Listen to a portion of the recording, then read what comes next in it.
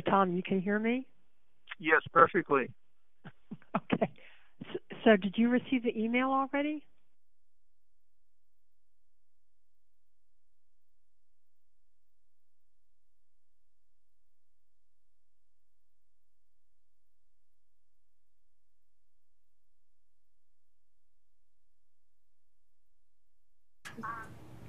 Dr. Haladina and Dr. Schlesman, I'm actually going to have you guys just hold on for 1 second as soon as we get started here.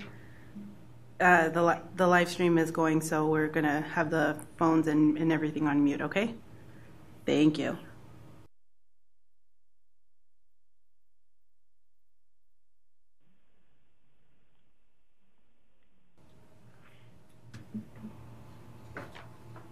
Okay.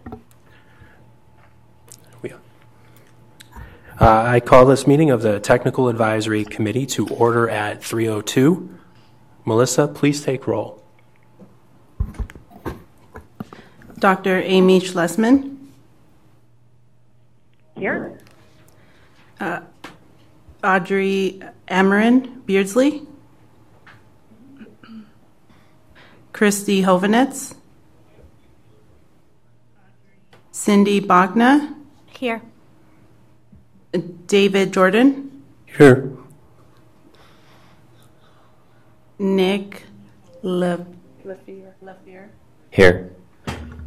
Rick Geyer. Here. Dr. Thomas Haladina. Here. You have a quorum. Okay, at this time, the committee will hear any calls to the public, or call to the public. Director Williams, do we have any today? Vice Chair Geyer, members of the committee, we do not have any call to the public currently, so I would suggest moving on to item 2. Okay. The next item to be called is item 2, which is the presentation and discussion regarding student number count or N count issues within the A to F accountability plan and the associated business rules. Director Williams, will you please lead the discussion on agenda item 2? Thank you, Vice Chair Geyer, members of the committee. N count issues within the A through F accountability plan and business rules. That issue was reviewed by Dr. Amy Schlesman and Dr. Haladina. So with both of them on the line, I would turn it over to them to discuss that information, just so that the committee knows that is in the packet that is in front of you, and that has been posted on the board's website for anyone who's interested in looking at that as Chair Schlesman goes through it. So Dr. Schlesman, if you would like to start. Yes, thank you. You can hear me now? Perfectly. Good, thank you. So this report was generated for the meeting on the 28th. So the set that was used for the analysis was all the schools in the files version 2.0 that we received with an NR, not rated. At the beginning of the piece, I expressed a couple of things that we have talked about as the TAC, that we have expressed concern that there are methodological and statistical concerns about the stability of using N counts less than 20, and then also, and especially my colleague, Dr. Haladina, has talked about the focusing on just the N count detracts from some of the bigger methodological concerns. And actually also member Bachna, such as the calculation of growth, conditional standard error of measurement, where the cut sorts were set, and random error. With all of that known, again, the set was all of the schools in files 2.0. This was a very straightforward and simple analysis. It only used that information that was sent to us, and we have done a further discussion since the time that this analysis was done. So in simple terms, what you see in front of you is from file 2.0, and it looks at the proficiency, the FAE students, the FAE SGP, and if I'm talking, everybody understands what that means, because I'm realizing I'm using acronyms. And if that's okay. And it was all configurations of K-8 schools. And since then, such as the meeting that took place on 11/28, we talked about a different method and are sending forward a proposal to the State Board of Ed of calculating letter grades for the schools with non-typical school configurations, but this was based on all schools. And also with 912, it was all schools, and I tried to check the 3.0 file that was sent, was it just Tuesday morning? That the only one that I could see that changed was the number of students in cohort 4, which is 12 rather than 2. So those numbers change. And then I had a couple of other pieces I wanted to share, that in that file that we received, there was one school that is named, quote, elementary, unquote. It is a non-charter, and it has a configuration of 112, according to that file, in the 912. So I just want to point that out, that there was a school with the name elementary that was in the 912 file, and there was another non-charter 112. Vice Chair Geyer, members of the committee, Dr. Schlesman, let's talk about the issues with the data file 3.0 at agenda item 4, and let's just make sure that we're sticking within the end count agenda item number 1. You did a very great job of explaining the first page of your report, but I'm wondering if you can just go through the questions of that report so that members of the committee can keep a linear idea of your discussion, since you are not here in person, as well as the public that is in the room and potentially watching the live stream. Yes, thank you. Thank you. So the first question was how would lowering, and that's what is answered in, actually this isn't projected, but they have access to it. So I'm looking on the live stream at the... Correct, Dr. Schlesman. It's not being projected. It is on our website if someone wants to pull it up, and all of the members have it.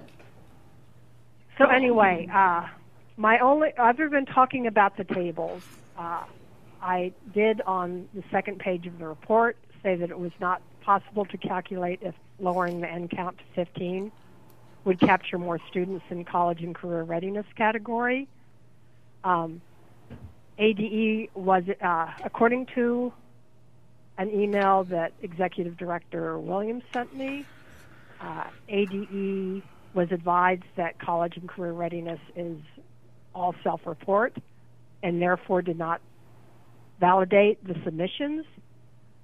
If the school met the end count of 20, they should have submitted. If the school did not, they should have selected NA. So the second question was if lowering the end count would now, if it were lowered, how many NR schools would now be included? So I talked about the threshold of 80 points, and according to what happened at this time, it was most likely that 7 K-8 schools receiving an NR rating would receive a letter grade. Those were the K-8 schools in that file. And again, with 912, the threshold for 912 schools is 50 points. I cited the page number in the business rules. And at that time, it was possible that 10 schools would receive the additional 20%. I would like to talk about that as a group because I double-checked the business rules, and I have a question about that. And then Dr. Schlesman, let's stop right there so that we can discuss each question as we go along. So if you could go back to question number 1 and kind of walk us through these two tables that you have with the K-8 and the 912. I see in the right hand it says total not rated schools is 78. the researcher, that is you, who ran the N count lower than 15. Can you walk us through those tables right there? Yeah. With the K-8, there were 78 non-rated schools. 7 of them had enough. When I used 15, 16, 17, 18, and 19, so it would be an N count of equal to 15 but less than 20. 7 schools had enough proficiency students. None of the schools had K-8, enough EL students. 10 schools had enough SGP students with SGP, and 10 had enough SGT students. Okay. I'm going to stop you right there for a moment. Does any committee members have any questions in regard to that? No. No. Okay. I have a question regarding clarity because, I'm new to the accountability system. What's the consequences if a school is not rated? Vice Chair Guyer, Member Haladina, a school is just rated as not rated because they don't meet the N count as it stands right now. There is no quote-unquote consequence for them being not rated. However, the State Board of Education does, going forward, we do need to come up with a small school model, and a lot of those non-rated schools would be picked up within a small school model, but that is something that a small school model we are not looking at right now for the 16-17 school year. That's something that we have to do going forward for future years. So if they're not rated, will they get a grade or will they not get a grade? Correct. The NR is technically the grade. Okay, so they don't get a grade. Correct. So is that punitive, or do they suffer in any way because of that?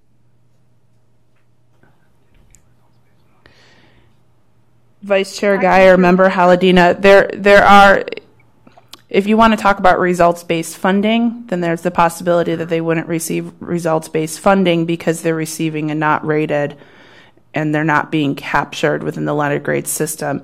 Hence the reason why this committee was looking at lowering the N count to determine if we could pick up more schools within the A through F accountability system, to try to see if we could have more schools eligible for that results-based funding when the state uses the A through F system to determine that results-based funding. Okay, thank you. You're very welcome. Can I ask more questions, or just make a comment? No one else has something yes. else. I'm looking. I'm from the outside, and I'm looking in. So you may have discussed this before, but when schools are not rated on this criterion measure, you can impute the score they would have received based on other information, or you can redo an index and do points earned over points possible, which would then correct for the inequity of their being not rated. And I wondered if that was considered, or is that something that might be considered? Vice Chair Guyer, Member Haladina, one moment. I'm thinking about your question. Well, let me explain that. Imputing scores means when you have missing data, you try to predict what that score would have been, and so you, instead of using actual data, you use a predicted score. Statisticians have different methods of imputing data. Vice Chair Guyer, Member Haladina, I think that would be part of the discussion we would have with that small school conversation. But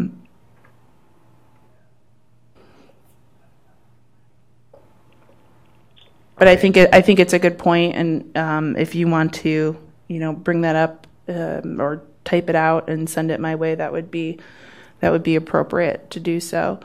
Okay. Do any of the committee members have any further questions, or can Dr. Schlesman move on with her 912 chart for question number 1? fine with moving on. Yeah, no further questions. And as a point of information, I'm watching the live stream, and instead of seeing you, it kind of helps me to see us rather. It's doing, it's projecting the report update from Member Bachna, and if we would like to project either the reports that I'm talking about, or the documents that I'm talking about, or even those of you that are physically there, that would kind of help me see your nonverbals as well as talk over the phone. Thank you, Dr. Schlesman. Melissa will work on getting that up for you. Okay, thank you. And so, and as I said, with the version that we were sent of the data file on Tuesday morning, I confirmed the K-8 numbers did not change that are in the table. For 9-12, 10 schools had proficiency, 0 schools had enough EL FAE students, 8 schools had both FAE SGP, and 8 schools had FAE SGT. When I looked at the 3.0, and this was the 2.0 file, the number in the 4th year cohort was 2 in 2.0, and when I looked at 3.0, that number did change. It changed to 12.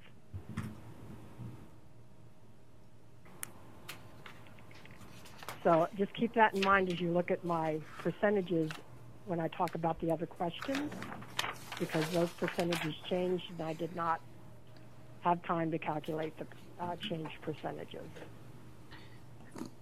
Thank you. Related to that question, which is number 1, ADE Accountability did confirm that they did not validate the submissions for college and career readiness because that data was self-reported, and their response was if the school met the N count of 20, which was used at that time, they should have submitted. If the school did not meet the N count of 20, then they should have selected NA. And for that reason, I was not able to verify the CCR N count with the data file. Vice Chair Guyer, Dr. Schlesman, that is correct that it is self-reported CCRI data from the schools. However, there is an audit process to ensure that the schools were inputting that information correctly and accurately. If we can move on to question number 2, I do just have a clarifying question, if that's okay with you, Vice Chair Guyer. Yes. So, Dr. Schlesman, when we're looking at question number 2, K-8, and we say that's most likely that 7 K-8 schools currently receiving an NR rating would receive a letter grade, that means we're picking up 7 additional schools within the letter grade system, correct? Correct. Okay, and then if we go down to the second point under the 9-12, it's possible that 10 additional schools would be picked up with adjusting the N count of 15, correct? Correct. Okay. But that was with the 2.0 file. So the question that I had about calculating total points, and again, it's on page 32 of the business rules, I was not clear, and you can help me, Executive Director Williams, that did the State Board of Ed make a policy decision that in order to get the 50 points, a school would need to have percent proficient plus growth, because that is the 1, 2, 3, 4th option on the business rules, can earn up to 50 points. But actually there would be ways for high schools, 9-12 schools, to get to 50 points without having proficiency and growth. They could get the 50 points with graduation rate, the College and Career Ready Index, which we were not able to verify. So that would be 20 plus 20, well, if they had ELL. And I'm not sure that that would happen. But and I saw in another document that another member of the committee, I think it was Member Bachna, talked about hypothetical situations. So, Dr. So that I'm not clear about. Can someone help me with that? So, Vice Chair Guyer, Dr. Schlesman, Ketcher has it pulled up right now, and I would ask that we take that question to, we'll take that question and we'll ask it appropriately where it needs to be asked, and we can get back to you on that. Thank you. You're very welcome. So, do we have any more discussion of number 2? And again, this is not a real sophisticated analysis because since this was done, we have talked about other ways of, like the hybrid model for assigning letter grades to non-typical school configurations. So there is probably some overlap between what appeared in K-8 and what appeared in 9-12. And Vice Chair Guyer, Dr. Schlesman, that's okay. There can be overlap. I mean, we're just looking right now at the N count as the report that you provided, knowing that the N count goes into many indicators within the A through F system. So I think what you're doing here is good and is great work, and we appreciate that. I do not believe there are any other questions for question number 2 from the committee, so I would suggest we move on to the third question that you answered within your report. Thank you. So again, that's fairly simple and straightforward. The schools that would receive a letter grade rather than NR for 2016-17 might be pleased this year. But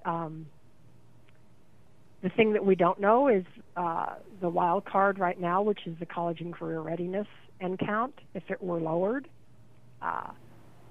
My understanding is that ESSA requires that the N counts remain the same for everything except ELL. And I then talk about us, several of us on the committee have expressed concern about lowering the N counts in the achievement profile. This was before Member Haladina talked about the imputing option. And that's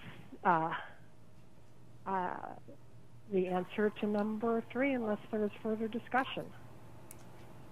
Vice Chair Guyer, Dr. Schlesman, if I can move on to question number 4, just reviewing the work that you have done, it does look like with the data set 2.0 that the department sent to the TAC members, there could be the potential of picking up 7 K-8 schools and 10 9-12 schools, again, not knowing what schools would be picked up within the CCRY model since that is self-reported data.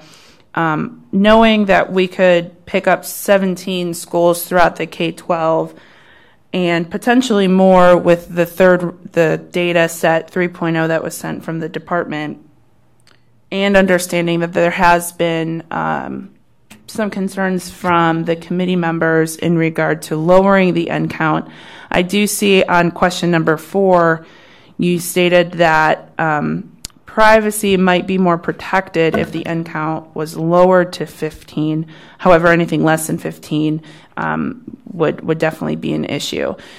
So with that being said, I would ask Vice Chair Guyer if we could potentially have the conversation within the committee right now in regard to potentially lowering the N count to 15, at least putting that forward to the board as a consideration for them to lower the N count to 15 so that this committee could look at that data if the N count was lowered.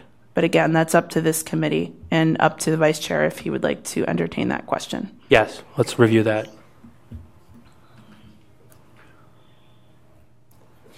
Go ahead. Yeah, so Dr. Schlesman, you raised the concern over possibilities of privacy being compromised with lowering the N count.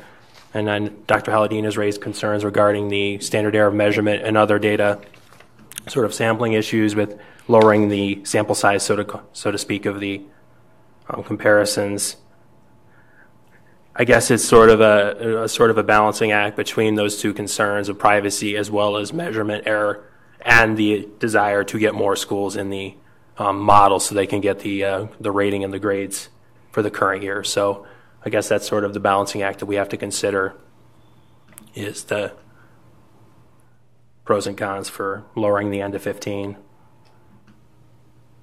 Does anyone else on the committee have any? About the privacy issue, if the data file that we're looking at is released to the public at any time once the letter grades are finalized, that's where the privacy might be an issue. But if all that's going to be reported in the supporting data with what we can see through the ADE Connect, through ASIDS, to where the schools see the underlying data as to how they performed, then the general public isn't seeing all those details. All they're seeing is just the general summary that's released to the public. So that in that context, there's really not much of a possible compromise to the security issue of the AZ Merit MSAA files that are posted publicly. They do include end count. I'm not sure what the minimum is on the. Right on that one, it's 10. It's 10. Okay. Yeah. Mm-hmm. Yeah, 10. I still have concerns with going below 20. I think there are statistical variation, standard error of the measurement, things that have been brought up. I worry about the sustainability of a school from year to year with the ups and downs of having that variation down at 15. And that's my only reason for not wanting to go much below 20, just from the statistical aspect of it. It makes it a little bit more volatile. I just want to add that one of the things that sort of compounds that measurement error is the sheer number of comparisons that are being performed, especially within, say, the acceleration and readiness comparisons. So you're going to get more just error occurring with the smaller n size due to that. Mm-hmm. So if we limit the number of operant comparisons, then we're reducing the potential chances for error to come creeping in. I agree. Acting Chair Guyer? Oh. Yes? I also, and I sent some, this may belong in the report, so we can save it for then. But I shared with Executive Director Williams that if we do lower the end count, then in fairness, it seems that the window for self-reporting the CCRI for 912 schools would need to reopen, because there would be other schools that would be eligible now with the CCRI, and that only seems fair. So if it's something that we want to mention later in the report, but I thought it was worth sharing at this point. Yes, thank you, Dr. Schlesman. Director Williams, that would be something to raise before the board, I believe, rather than. Vice Chair Guyer, Dr. Schlesman, yes, that is something that we are aware of, that the CCRI spreadsheet would need to be reopened by the department to ensure that schools, if the end count is lower, that they could report their CCRI data. Again, I would just like to throw out, we heard Member Bachna state some of her concerns in regard to lowering the end count, and this seems as if Member Jordan and Member Guyer, Member Haladina all have the same concerns about lowering the end count to 15. So although we could pick up what looks as if 17 more schools for lowering the end count, is what I'm hearing that's not something this committee wants to put forward to the board at this time in their report. Yeah, Director Williams, that's something for the committee to, any further comment? I just would like to point out, too, some of those NRs will probably get resolved with the non-typical school configuration, so it's not completely the 17. It could be lower. So I don't know if you want to vote on lowering it or not. It's up to you. And Vice Chair Guyer, this is not agended as an action item, so we're just having a discussion. And later on in the agenda, we will talk about the end count and what we want to put into the report, but it's me just pushing you to think about what this committee wants to do with that end count. If there are no more questions for Dr. Schlesman, Vice Chair Guyer, then we can move on to Dr. Haladina's report, which is also in the document that members received. The general public has posted on the board's website, and that Deputy Director Baden is finding currently. That one. Is that the one entitled Measuring Academic Growth, or is it the other one? That is the title, Measuring Academic Growth. Okay.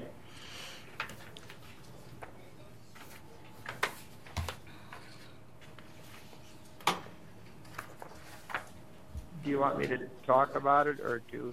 Yes, Dr. Haladina, please begin. Well, it's a 5-page report with references. So, of course, you've all had a chance to read it, I guess. And if you haven't, I often repeat myself about things. And the biggest thing I'm concerned about is technical reports and documentation. And for the many boards and testing programs I work with, they all have technical reports. They all have extensive documentation, and our national standards for educational and psychological testing call for technical documentation. So I'm just repeating what our national standards are, and stating that it's very important that all documents have titles and authors and dates, and that they really constitute validity evidence.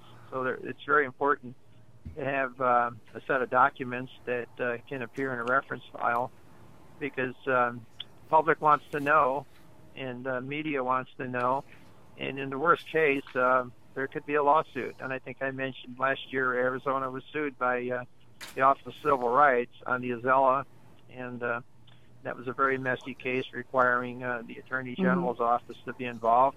And I think in this case, you don't want to... Vice Chair Geyer, Dr. Haladina, although you are raising a very good point, I would advise that this agenda item is for in regard to student count or N count. So do you have any information you would like to share from your viewpoint on the N count?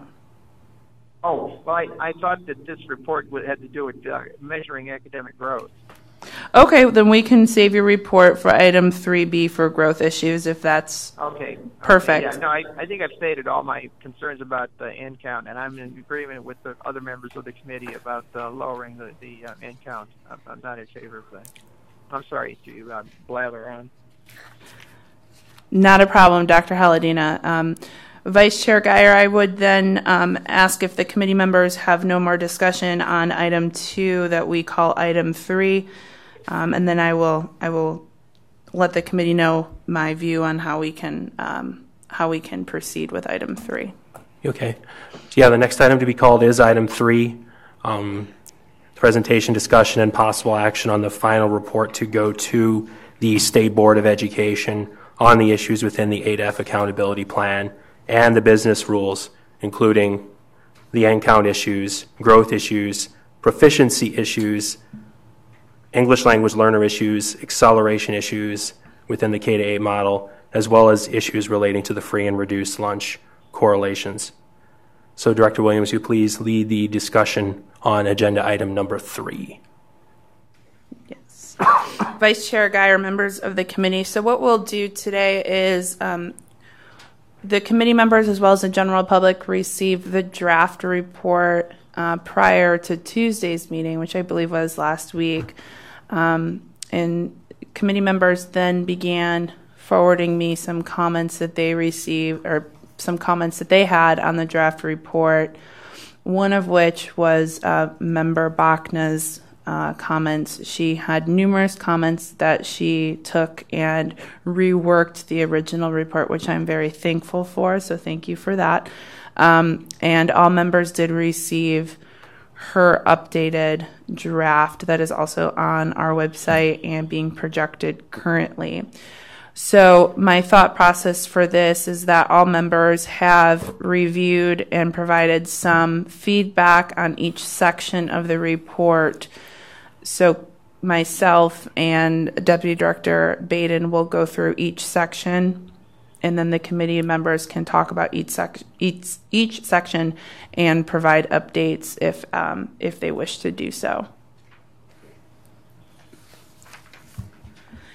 And Vice Chair Guyer, members of the committee, all the information that is in this report is information that was discussed. I believe it was Member Haladina who had a question in regards to who is writing this report.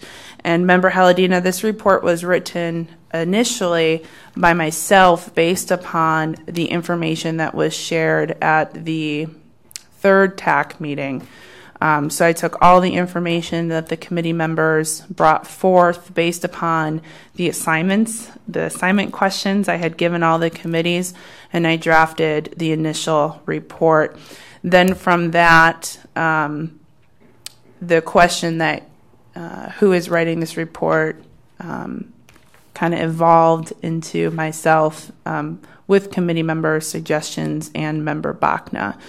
So like I stated previously, the report from Member Bachna is projected, and if it is the pleasure of Vice Chair Guyer, then we can go off that for our discussion today. Yes, thank you. Okay. So just so that everyone is aware, we will put a very pretty cover page on this before it goes to the board, so it's not going to be just a couple of headers. We'll put a State Board Technical Advisory, nice cover page on there with people's names and the date and how it was created. The State Board has also asked that if any individual within the Technical Advisory Committee has a dissenting opinion, that the dissenting opinion also be captured. They're not looking for they're looking for a most consensus. However, if you have 4 people who agree on one thing and one person who's like, no, we should do it this way, they would also like to see the second way that is proposed. As I go through this, I would also ask that Member Bachna speak up and share her thoughts, as she was the one who kind of updated my initial draft as well. Are there any questions with what I just presented to the committee? No. No. Acting Chair Guyer? Yes. I have a question, because we just discussed NCount, and Member Bachna did a wonderful job of talking about NCount from her own perspective, but now we have the information that we just discussed, that I submitted to Director Williams a paragraph that might work for this NCount, and I don't know if we want to do it at the beginning of this, because it talks about NCount in some of the general terms that I shared, and then it does talk about the question of reopening the self-reporting of the College and Career Ready Index.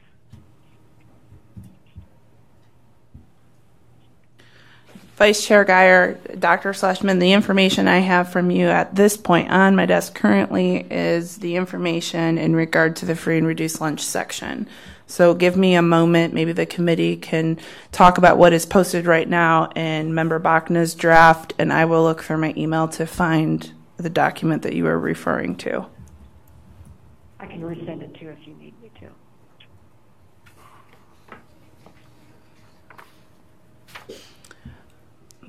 Vice Chair Guyer, Member Schlesman, I found it. It says that ESSA requires the same NCount for each category.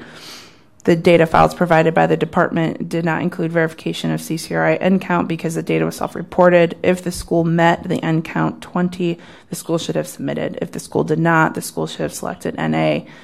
If the NA count were changed to be fair to all schools, the window for 912 schools would need to be reopened. Schools meeting a revised NCount should then self-report their data. So that is the information that was sent by Dr.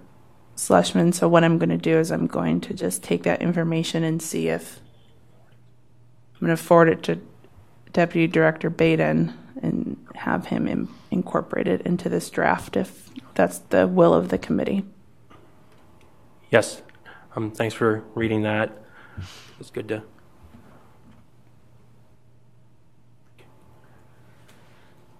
Member Bachna, if you want to talk us through your first paragraph in regard to the end counts of SGP and SGT, and I do believe some members had comments in regard to that. Sure. So in my first paragraph, I just talk about how in the current business rules, the end counts for proficiency, are aggregated across subject areas, ELA, math, and science, making these points more accessible.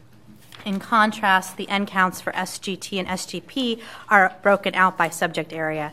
And in that case, it's just ELA and math because there are not gross scores for science. There are no gross scores computed for science. This disaggregation leads to fewer schools having access to these points. And so my suggestion for a solution to help schools have access to these points is to combine ELA and math together for growth points. Yes, thank you, Member Bachna, for that.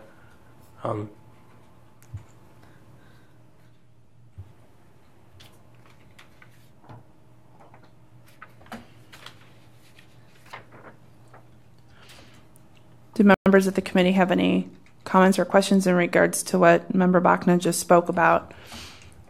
Remember, these are recommendations to the state board, so if this is something that the committee thinks the state board could look at, knowing that one of the things the state board does need to look at is the calculating error that's in the standard, or I apologize, not standard, student growth to target, creating that ceiling effect.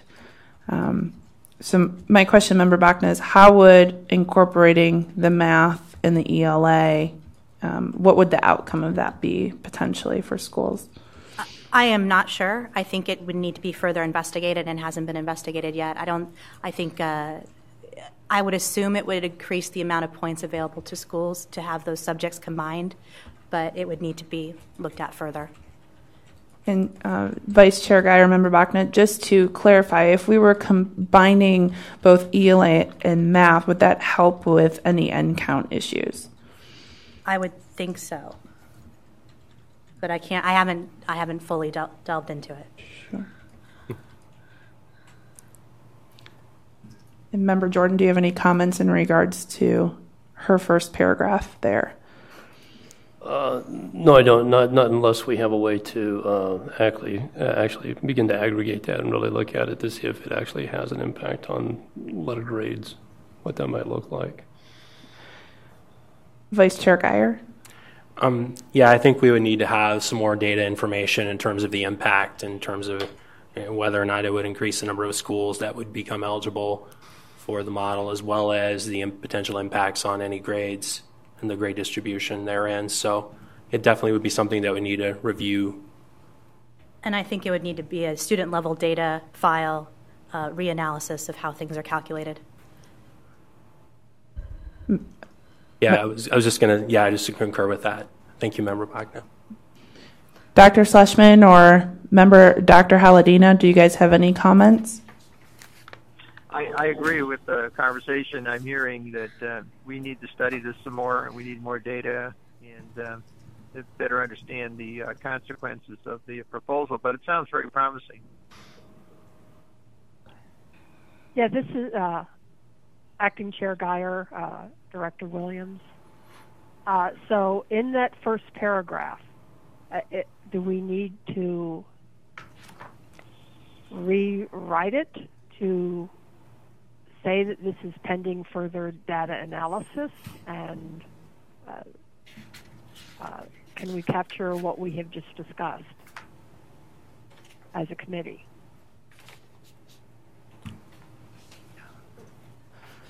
Dr. Schlesman, just give us a moment. Go. Yeah. After growth, go up. No, up. Well, we could say one solution to this might be to adjust the calculations to include both ELA and math. If we changed would to might, and then we could insert a sentence in that paragraph. I'm so sorry that we're doing editing during a meeting, but And then, so after that, second to the last sentence where it says one solution. So in that sentence that starts one solution to this would be, we could say one solution could be or might be to adjust the SGP and SGP calculations. And then add a sentence or two that says, maybe I should wait.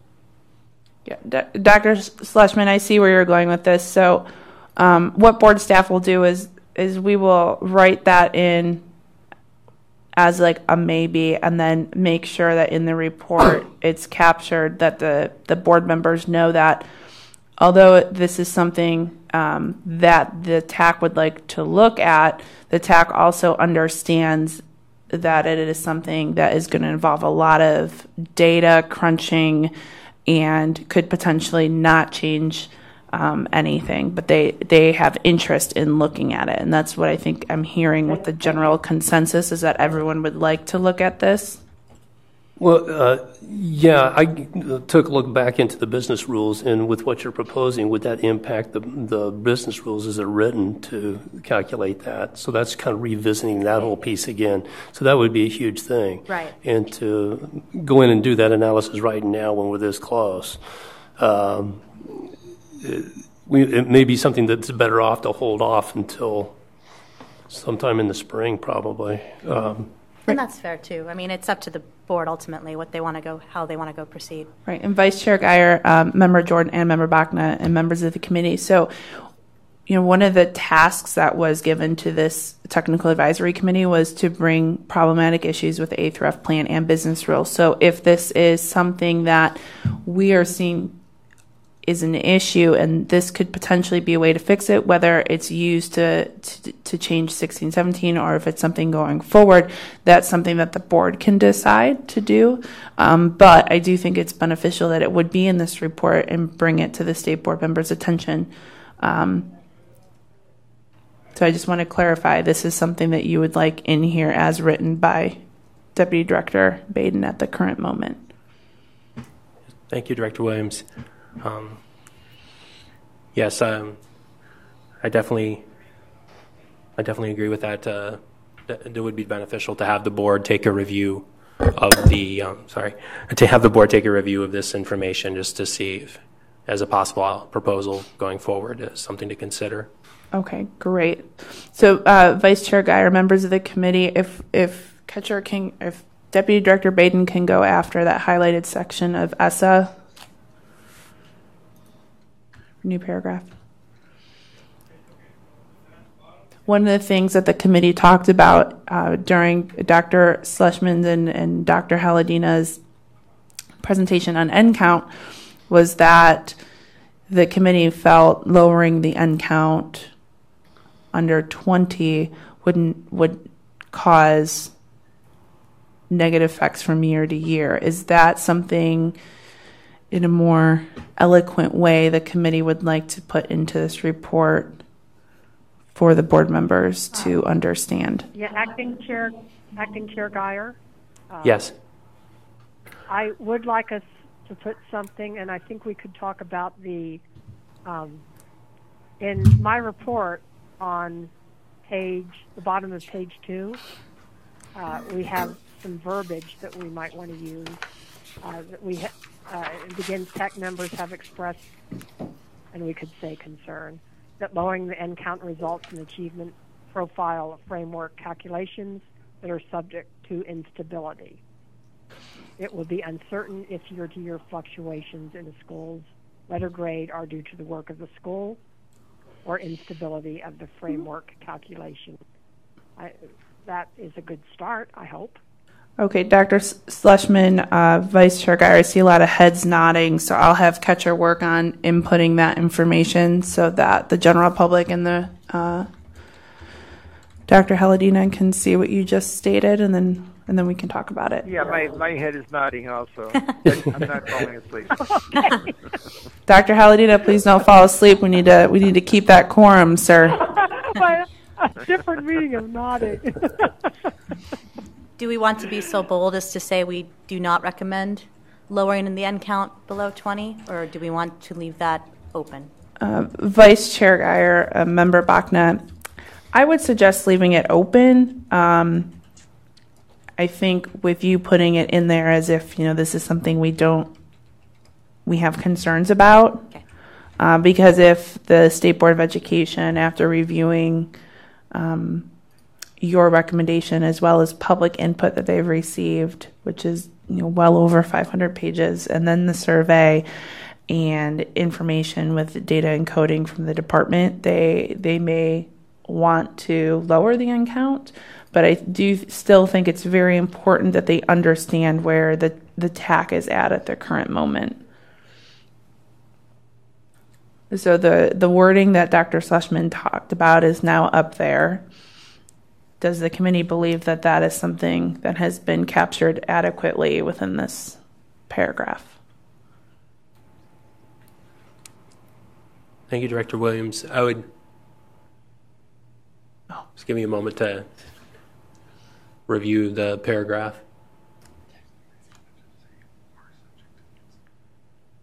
Mm-hmm.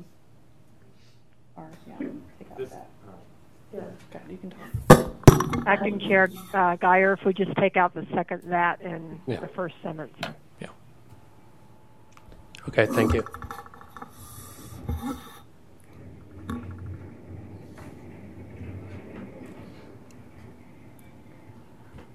Yes, thank you, Director Williams.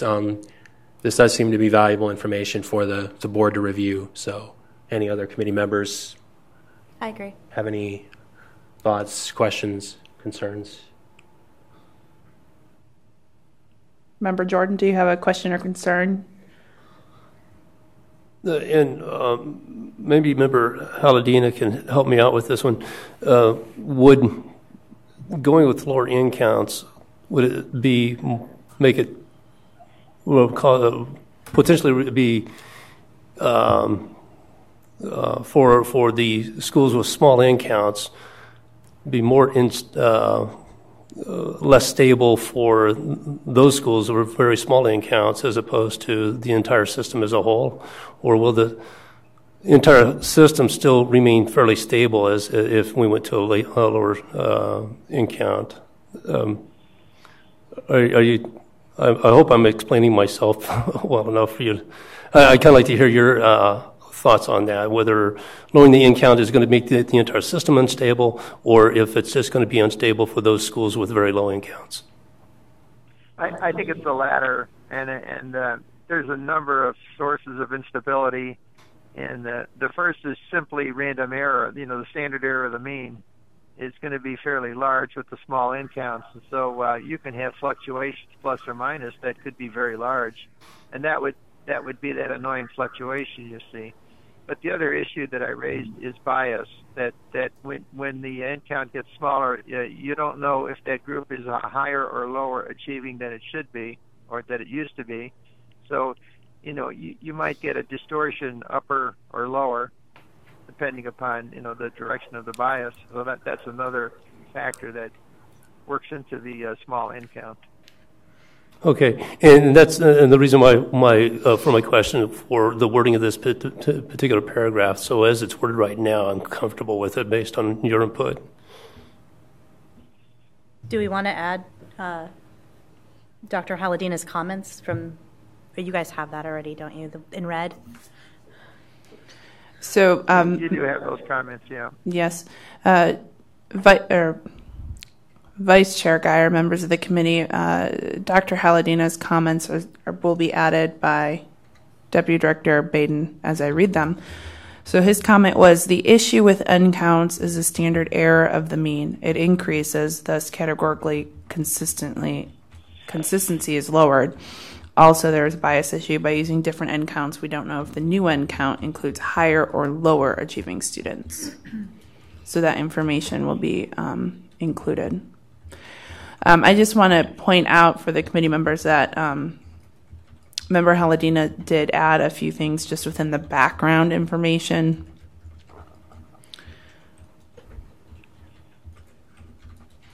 In regard to clarifying the Arizona A through F school accountability reporting system business rules and impact data, as well as in the second paragraph in background, he would like for us to include that the pace of these meetings has been accelerated to meet deadlines. And the TAC thinks there has not been enough time to consider, study, and evaluate all issues thoroughly. Okay. Yes. Yeah, that's my commentary about the pace of this and not having enough time or not having work sessions of 2 or 3 to discuss issues in depth and to, you know, I like to find out in a conversational way what everyone's thinking. And these meetings have been short and move along very quickly, and they're very intensive, but I feel rushed all the time. Vice Chair Guyer, Member Haladina, and that I think putting that in the document is paints a good picture for the state board, and if it's the will of the committee to include that language, then we could go ahead and do that. Yes, Director Williams, thank you, and Dr. Haladina. I just wanted to add, it sort of to me seems that given the pacing of the meetings and the timing, that most of the sort of opinions and reviews have been sort of preliminary, meaning that if we had more information here or there, or if we had more time to process, then this might be a potential thing to either add or change with regards to the reviews. So again, that has something that definitely worth. And Vice Chair Guyer, members of the committee, Member Haladina also stated under the end count his previous comment in regard to missing data and rescaling on data that we think is valid. Thus, the total school score is inputted, recognizing that some schools did not have an opportunity to earn points. In other words, we impute a school score. There are many ways to impute a condition that must exist, is that sources of data comprising a final point total should be correlated. Without technical reports and documentation, we can't determine if this is so. And I know that the committee members have that in front of them. Is that something that you would like to add? I think you wanted to table that, didn't you? I'm sorry. Yes, that was something that we were going to discuss later. I just don't know. I want to make sure that your point is heard by the committee and the public. Okay. Acting Chair Guyer. Yes? And this goes back to the adding a sentence or something about the pace of the meetings to the background information. If you wanted consensus for others to say, yes, please include something in the report, I'm saying please include something in the report. Okay, thank you, Dr. Schlesman. So Vice Chair Guyer, if there are no other comments on the end count portion of the report, I would suggest we can move on to growth. And then each member can discuss. We'll just go paragraph by paragraph. Maybe Member Bachna, you can discuss each paragraph as we go through for growth. Sure. Since I was tasked with studying growth, I ended up writing a lot more about growth. I'm not sure that we need all the detail, and I'm open to consideration, but writing it out helped me also just work through my ideas. So in the first paragraph, I just talked about the differences between SGPs and SGTs to make sure that the information is clear, that SGPs are normative, that they're on a 1 to 99 scale, and that every child in the state is compared to their peer group to determine where they fall in that area. And then I went into subsequently talking about SGTs in the next paragraph. I can pause and let you guys look at that or discuss if you think this information is useful or not.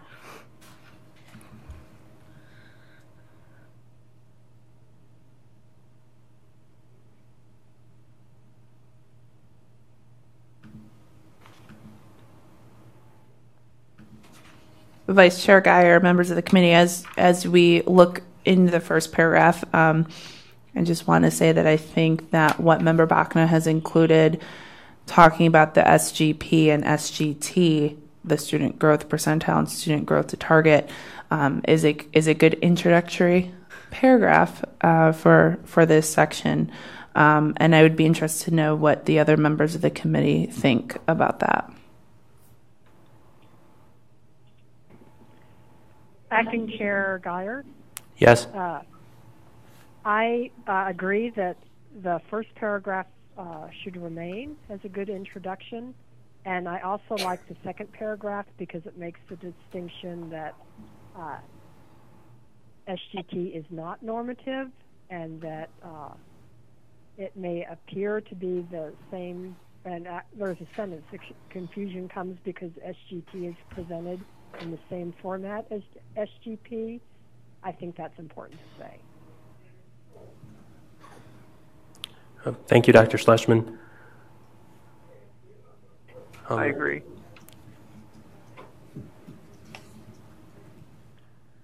I'm good with it.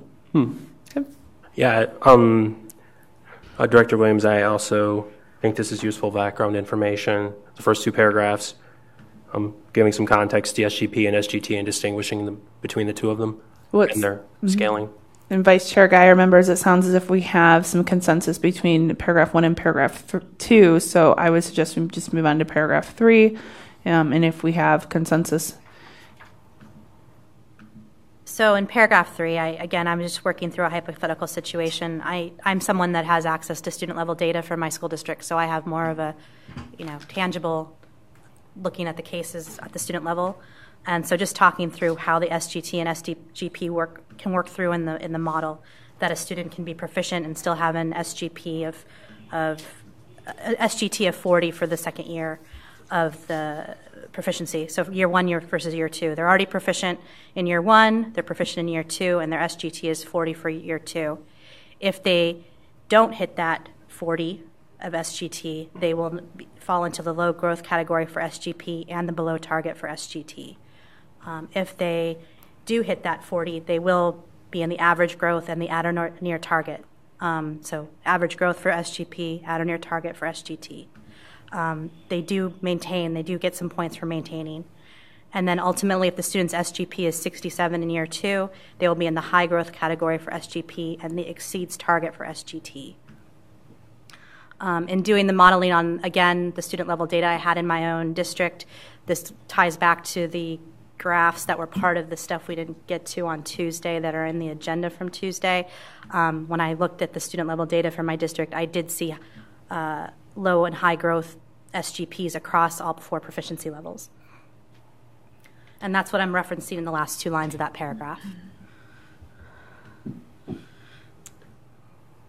Okay, thank you, Member Bachna, for that. And Vice Chair Guyer, if I may ask Member Bachna a question. So that paragraph, which is paragraph 3, kind of sets up paragraph 4. Am I correct in that? It can, yes. Do any of the committee members have any comments on paragraph 3? Would they like to leave it for reference?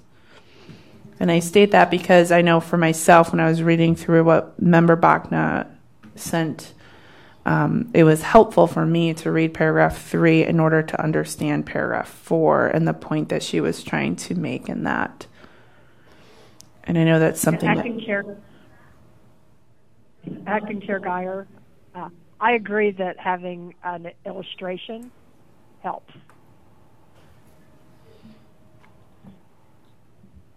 yes, I also agree. Can I ask a brief question, Director Williams? There is no word limit to the board report. I know that's still a silly question. No, it's actually a good one. But sometimes there are word limits, and There, Vice Chair Guyer, members of the committee, there are no word limits for the report to the board. okay. So again, useful sort of background information I think would be valuable in that case. Yeah, anything that we can add, I'm sorry, Vice Chairman Guyer, anything that we can add to kind of clarify what the SGP is and how it works for an individual student in relation to their SGT would be very, very helpful for those trying to make that decision. And as what Member Bachna explained, on contrast, you can have a student who has a very high SGP, but they scored extremely low on the AZ merit, and they may or may not have hit their growth target because their growth is so minimal and their entire peer group is pretty minimal. Does that have an impact on a school's overall SGP growth score? Probably not, because if it becomes an outlier at that point. So as everything averages out together, maybe the overall average for the school, what's tallied in for the points, is reasonable and accurate based on how everybody performs in the school. But at least it gives people some clarity as to how that number is derived.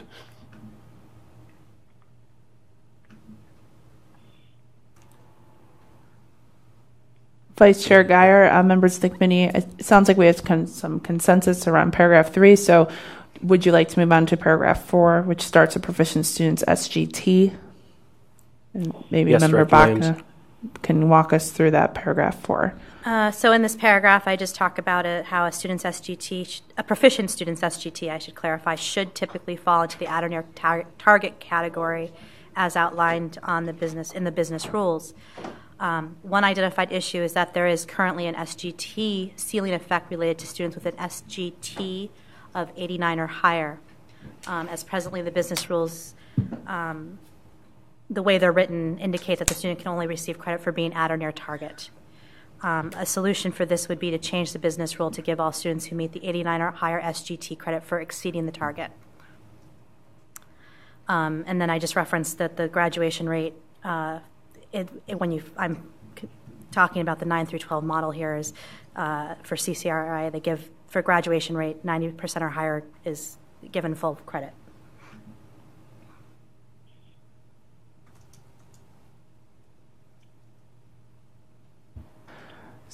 So Vice, I have a question.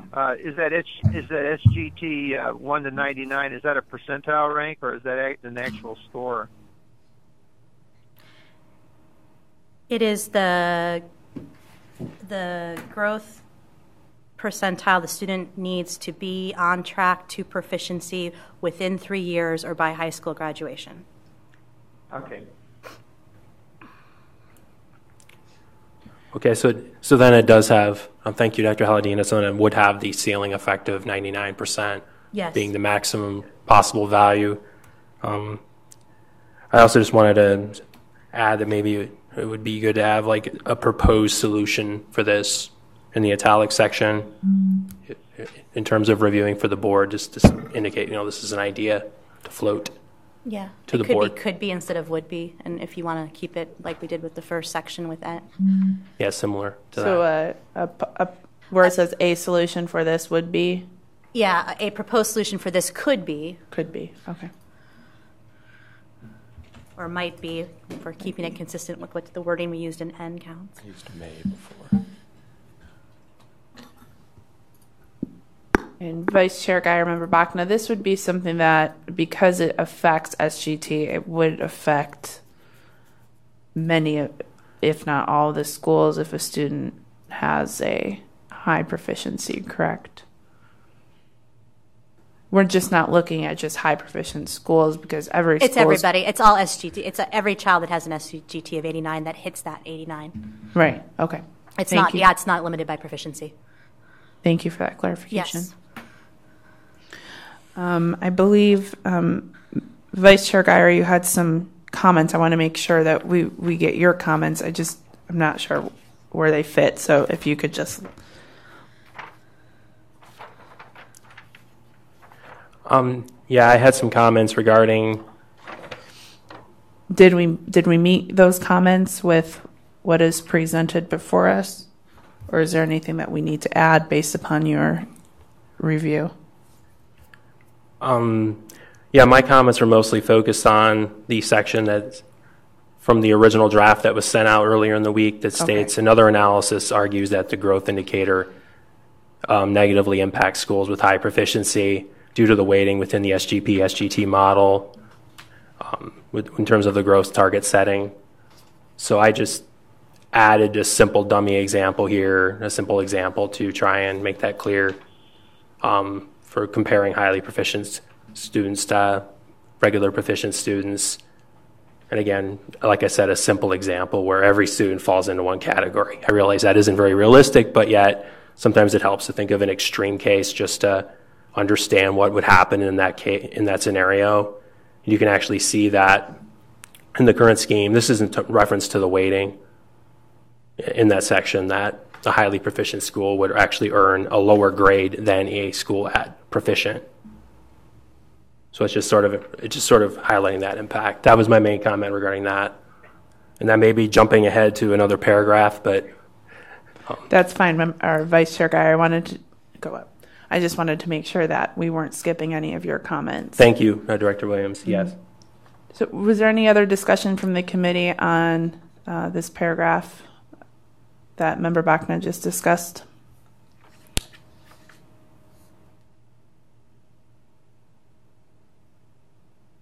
Where we see the change, a solution for cross out would, add may. That's the paragraph we're on.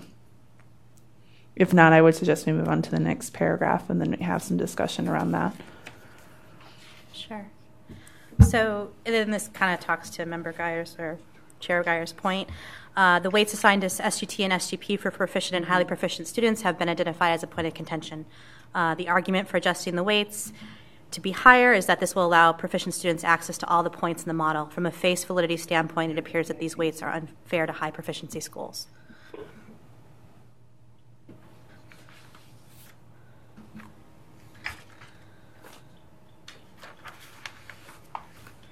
Yes, Director Williams. I have no comment regarding that. It's pretty straightforward. So, Vice Chair Guyer, I think what we just discussed with your comments kind of fall into this category in this paragraph. I'm thinking, unless you see otherwise. Yeah, it seems to fit most with this.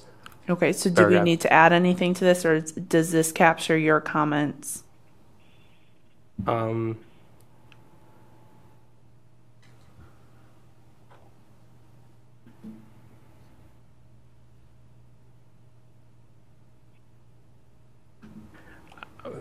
I'm just looking at the text directly below, and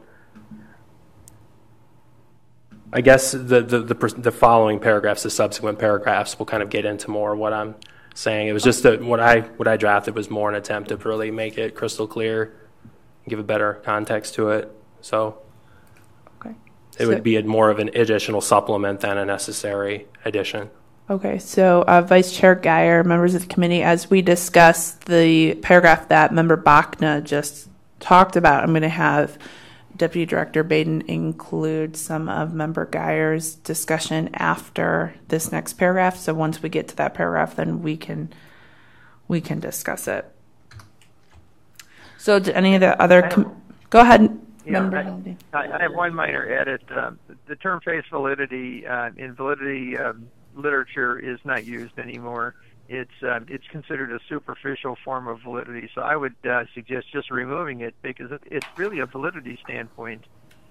It's kind of important, I think. So leaving out face validity, leaving out face, I think makes it more important. That it's an important validity issue.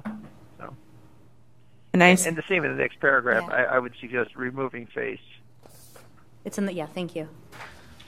Thank you, Director. Yeah. Thank you, Dr. Haladina. So we will make those changes as per your request. I saw a lot of heads nodding.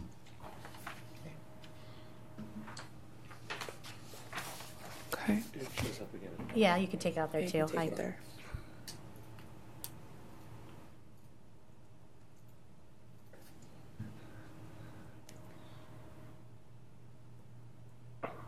Okay.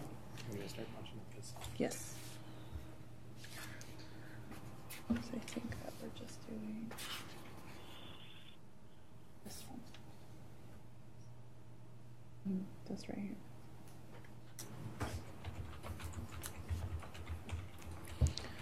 So Vice Chair Guyer, Member Bachna, if you want to go into the weighting the SGPs and SGTs higher for the proficient and highly proficient students, does anyone need to talk about that paragraph?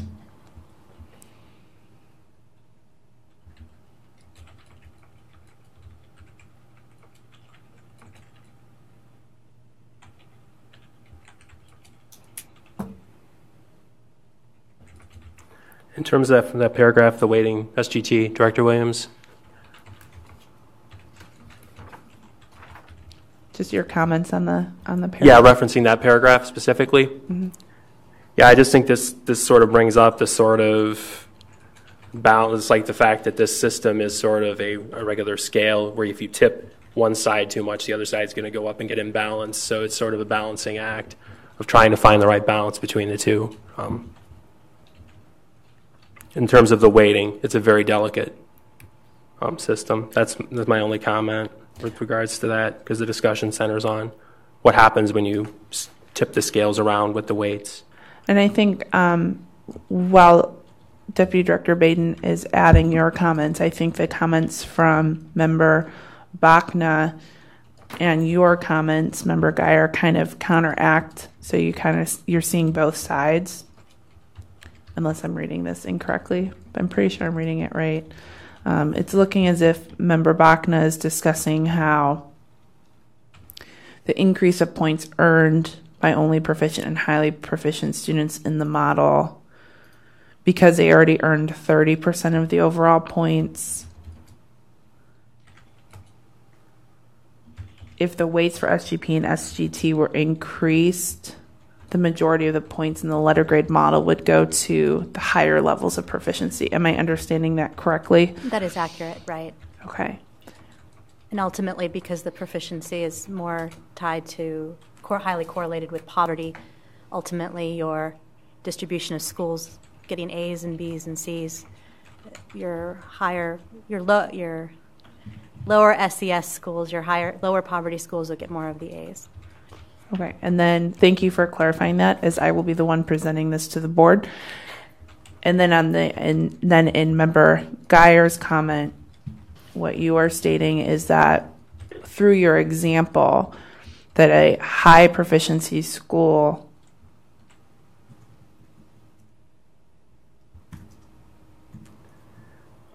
potentially can be a lower letter grade based upon how the growth indicator is weighted.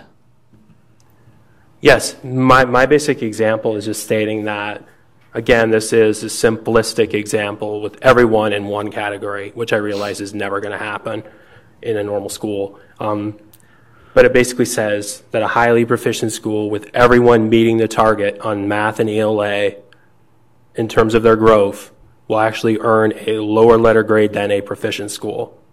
So in other words, higher proficiency nets lower points due to just the way the weights are set up. And I realize that is some of the effort to sort of reduce that correlation with poverty, but there are sort of consequences to the way the weights were set up in that regard. So I just wanted to highlight that and make the committee aware of it, because in the original draft where I wrote this section, that point was made that based on another analysis, and I believe it was some of the original comments regarding the list of questions we were given originally, that was in there, that there's a negative impact. And I realized they're already earning their proficiency points, so they're already getting that in their favor, but yet it is something just to keep in mind and consider, because all consequences will ultimately matter with this. And Vice Chair Geyer, members of the committee, so I can picture a question being raised by the State Board when this is presented to them. If this committee looks at, and it is given to this committee to look at by the State Board of Education, fixing that SGT ceiling effect, Member Geyer, what you're saying, would that have any impact, or is it strictly on just the weighting? That actually would have an impact, because what you can see is that, again, this would not necessarily be limited to just highly proficient students, but those at the top of the SGT scale would have that ceiling effect, preventing them from achieving the above expectations on growth. And for a highly proficient student, that means that they're only getting a 0.5 point per student rather than the full point, because they're not being able to exceed it. I see. Thank you, Vice Chair, for that clarification. Because there are schools that have a lot of students in that bucket where they're simply unable to exceeds expectations on growth. Vice Chair Geyer, members of the committee, with those two things sort of going hand in hand with the ceiling effect on the SGT, which we're aware of, and these comments that we're seeing in front of us, does the committee want to add a sentence that says This might be addressed by. this may be addressed by, I don't want to use the word addressing again, but this may be fixed by addressing the ceiling effect on the SGT portion? You guys can help me wordsmith it, but Yeah, no, I think that. Yes, Acting Chair Guyer, I think that's good to add the sentence. Also, I'll postulate this to the committee, but the bonus points, with the bonus points having been included in the cut scores, if those are taken out, that also might alleviate some of these issues, but I don't know if that fits in here or not. So what do you mean by taking out the bonus points? Doing the calculation first, then adding the bonus points in? Because the cut scores were determined. Yes. right. So committee members, Vice Chair Guyer, committee members, bonus points aren't on our agenda today, but I did notice them in your agenda or on your report, Member Bachna. However, because we're not addressing them today, I'm going to have to delete that section on the bonus points. However, it is being addressed within the coding, the data encoding validation portion that's coming from the department. So it is being addressed. It's just not being addressed by this committee. It's being addressed by the department. And that is something that President Carter is well aware of, and he does want to see fixed. So thank you for raising that point. And Member Jordan, yes, the bonus points were calculated prior to setting the cut score and the standard deviation. And what the President Carter has been discussing is that he wants to see the cut score and the cut score be set with the standard deviation and the bonus points be put on top. Mm-hmm. One of the things about the weighting. Chair Guyer, thank you, Director Williams, for sharing that information. Another thought about the weighting. I do know that the Ag Committee spent a lot of time really taking that into consideration, meaning that for schools that are up around 90% free and reduced lunch, those are the schools where we could potentially see students who make a lot of growth throughout the school year. And the idea of the weighting is to recognize schools that make significant growth, to kind of level the playing field, you might say. And we do have schools with very highly effective teachers and instructional teams in those schools. So my concern about if the weighting gets to favoring proficiency or schools with high proficiency rates, then it becomes an impact upon the schools that really do terrific work. They've got data that backs it up. And it may impact their letter grade. Vice Chair Guyer, Member Jordan, I understand. I've heard that that comment be raised a lot within the survey data and the inbox data that the board has received. In just touching upon the ceiling effect of the student growth to target, it's something that needs to be fixed within.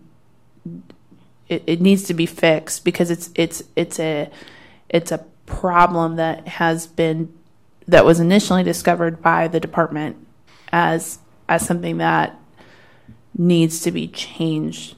Again, the board has to approve it, but that's an issue. That's a problem. That's something that shouldn't be occurring within the system that needs to be addressed. And again, the board ultimately knows why the growth weights were set the way they were. Right, that was a big argument from the State Board of Education, and the other big argument from the State Board of Education was that all schools have the opportunity to be an A school, whereas, I haven't seen the data that you have seen.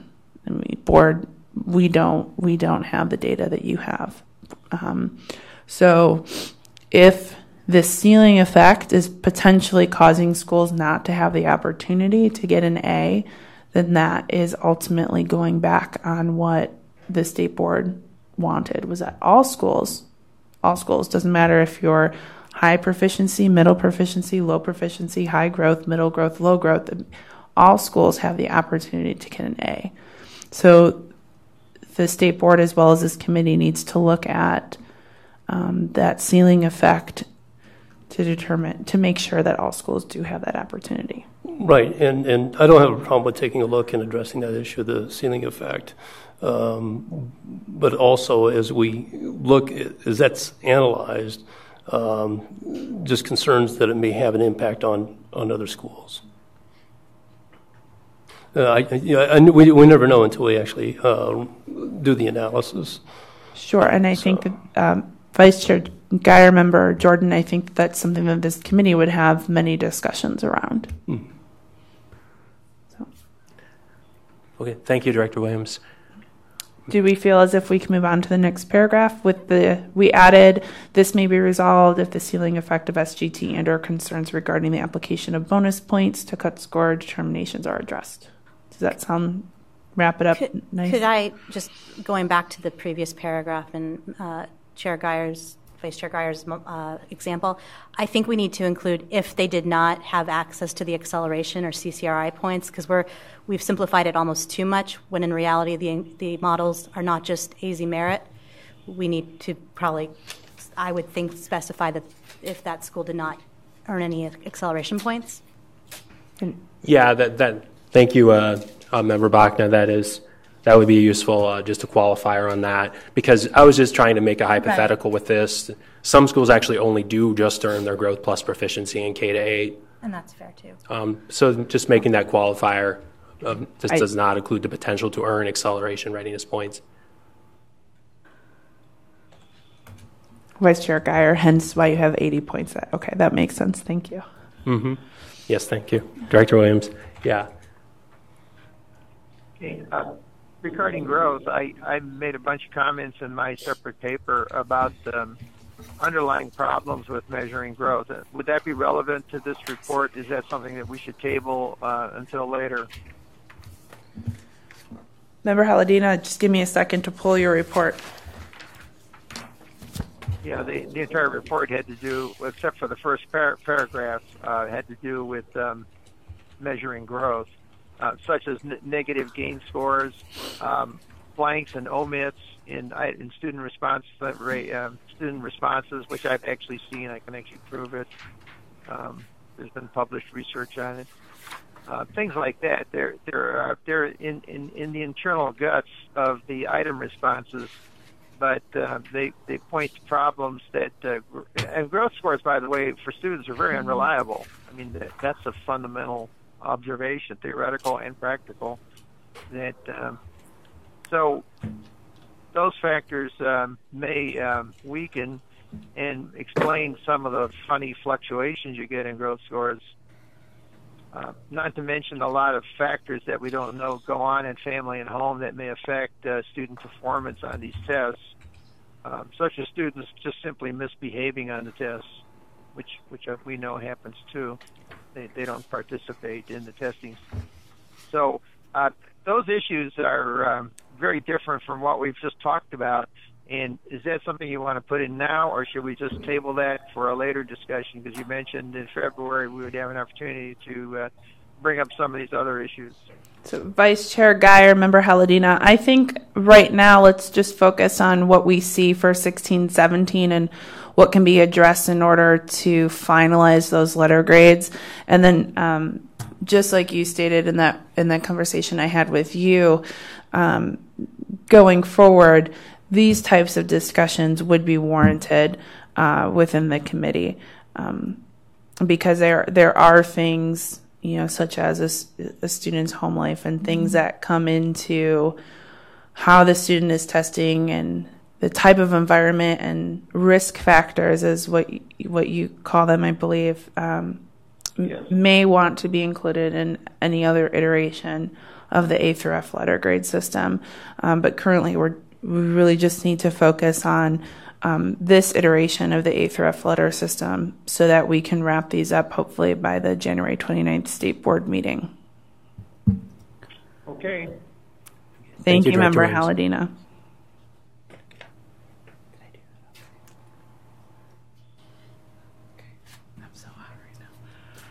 Director Williams, did we review the final paragraph in the growth section yet? Remember? I do not believe we did. Okay.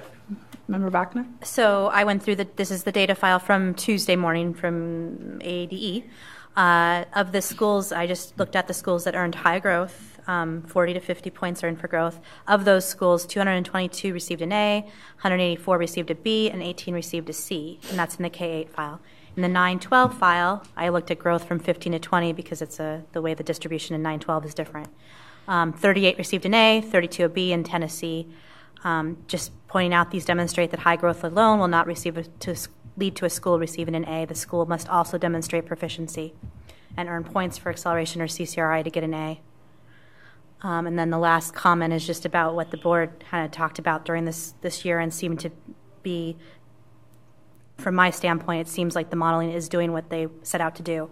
However, I know that they are reviewing those decisions. And Member Geyer, if I may submit my comment for this, I think what Member Bachna did, breaking down the data file 2.0 into how many schools received the A, the B, the C, and then what their growth points were, I think that's good for the board to see. It is a pretty clear breakdown, but I'm interested to know what the other committee members think. Oh, I'm fine with what she put together. Just a very quick look, easy to see and digest. Yeah, Acting Chair Geyer, I think that paragraph is good to include the breakdown. I think some of what Member Bachna just said about, I don't see the sentence that it appears that after the sentence during the past year, the board appeared to make the policy decision that to be an A school, one would have to be excelling across the measures. Oh, I see. And actually, I might put a period there and make this a real emphasis. The current framework or calculations or whatever appear to do that. I would make that stronger.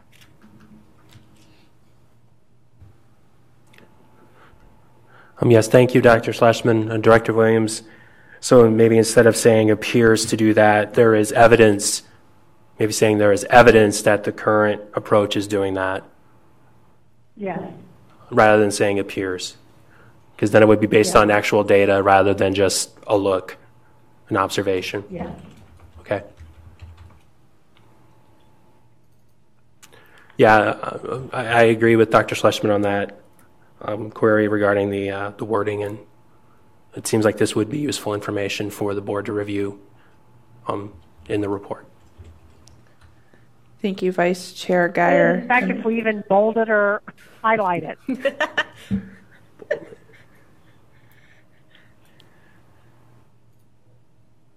If the committee wishes to bold it, then Deputy Director Baden will do that. And just so the committee members know, we will board staff will go through and clean up the red lines and take the highlighting out and put that nice cover sheet on for the board. Let's see, Director Williams, I have no opinion regarding bolding it, underlining it.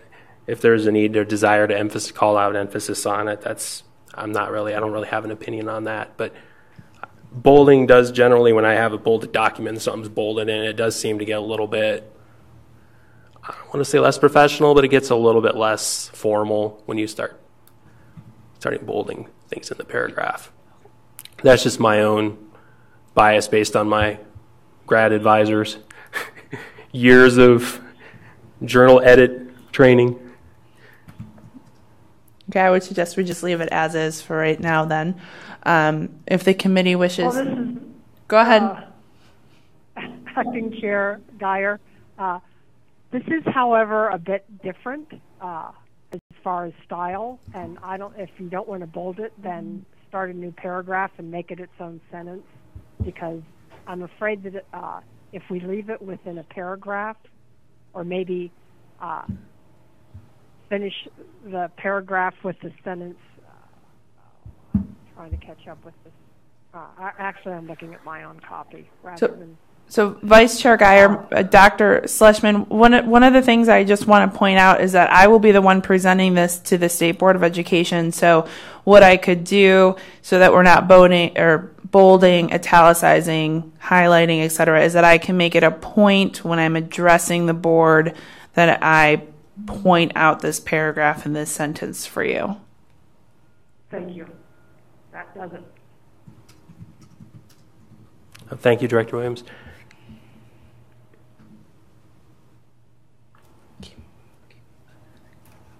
Are there any other comments, questions on this action item here?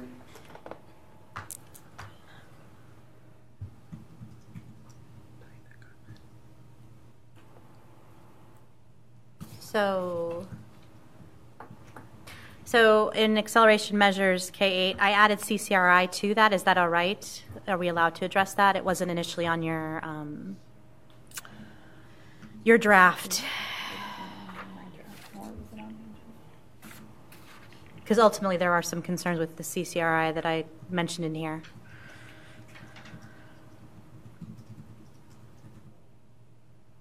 Why don't we just go, our Vice Chair Guyer, Member Bachna, why don't we just go through and then we can determine. Okay.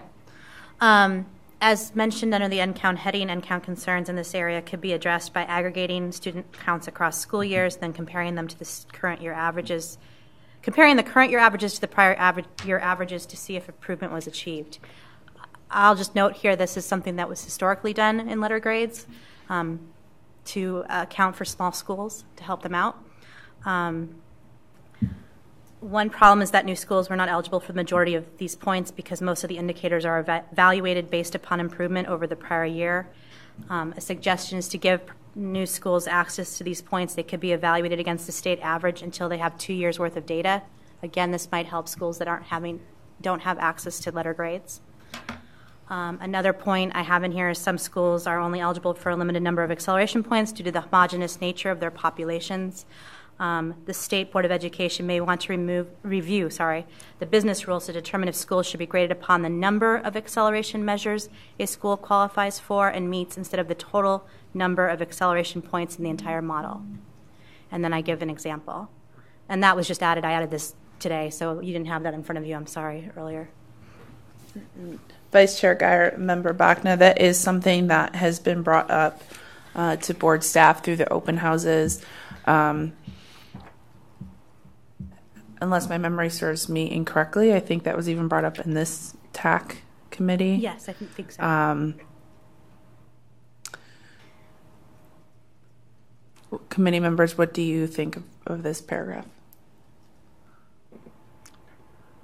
I think it was in our second meeting when we got the first data set. One of the things that I reported on was on the acceleration measures are the number of schools and how many points they got. I think there was a table that was included in that. And there are schools that did not get the full 10 points. They were eligible to get the full 10 points, but they didn't.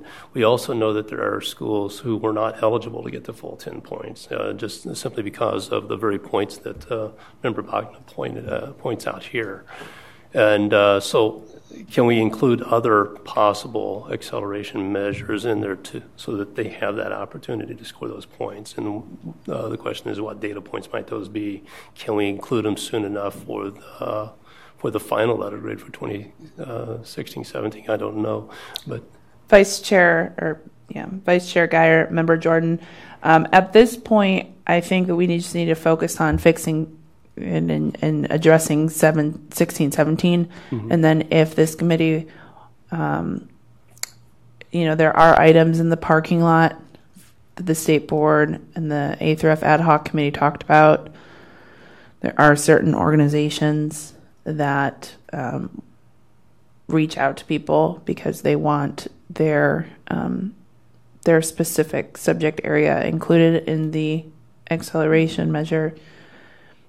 And as long as the State Board tells you to do that, then the TAC can look at that. However, by adding things to the acceleration measure right now, I would suggest that that's not something that the State Board has tasked this technical advisory committee with. I would suggest that what Member Bachman has up there in regard to reviewing the business rules to determine if schools should be graded upon the number of acceleration measures a school qualifies for and meets instead of the total number of acceleration points in the entire model. I think that's something that's within the scope of this committee's work. But I do not think adding things to the acceleration measure so that schools could get more points, I don't think that's within the scope. Right, and I understand that, and I had another thought as you were talking, and I can't quite remember what it was. But within the realm of how things are defined in the business rules right now, can we potentially calculate points for acceleration readiness for schools that didn't already get those points, and based on what you're describing? Because would that be in addition to the business rules to apply that aspect within the modeling? I'm sorry, Member Jordan. Well, what we're looking at, what Member Bachman is suggesting is that taking the most, recent 2 or 3 years and doing an average, and if the current year is higher than, is that right? Along that line? Yeah, I'm not sure if that can be done right now or not. Right. That's just... Mm-hmm. If it could be done and if it could be included, terrific. If it's something that doesn't really fit within the realm of the work right now with what we've been tasked to, and it's something to consider once we get into 2018, then okay. So what I'm hearing is Vice Chair Guyer, Member Jordan, Member Bachna, what I'm hearing is maybe you want to take that first part of the paragraph with the end count, and what Member Bachna is talking about, how you could potentially address end count concerns, maybe highlight that, and that's something that the board could discuss for future iterations of end count. But I apologize, when I was speaking to you earlier, Member Jordan, I was talking about the last part of that paragraph in regard to, this is what I understand. If a school is only eligible for 8 points, they're not getting any points within the acceleration because they're not eligible for 10. No, I think their denominator is 10 instead of 8, right? Well, they get 8 points, period. So it's maxed out from what I saw, meaning that it's not prorated on that. Right. And if they were to prorate it on that, right. like that, then that might be a way to go. Acting Chair Guyer, I agree that some kind of mention of having the points eligible be the denominator would be appropriate for this report at this time. And then we can talk about the other things as we continue. Dr. Schlesman, Director Williams, when you say points eligible, are you referring to just the, say, acceleration measure? Instead of having a denominator of 10 by default, you would have a denominator reflecting the total number of points that the school could potentially qualify for. Yes. Okay, thank you. I did just want to raise, Director Williams, one, I don't want to say concern, it's just sort of I'm just having some caveats about looking at all of the different acceleration measures potentially and using all of them combined.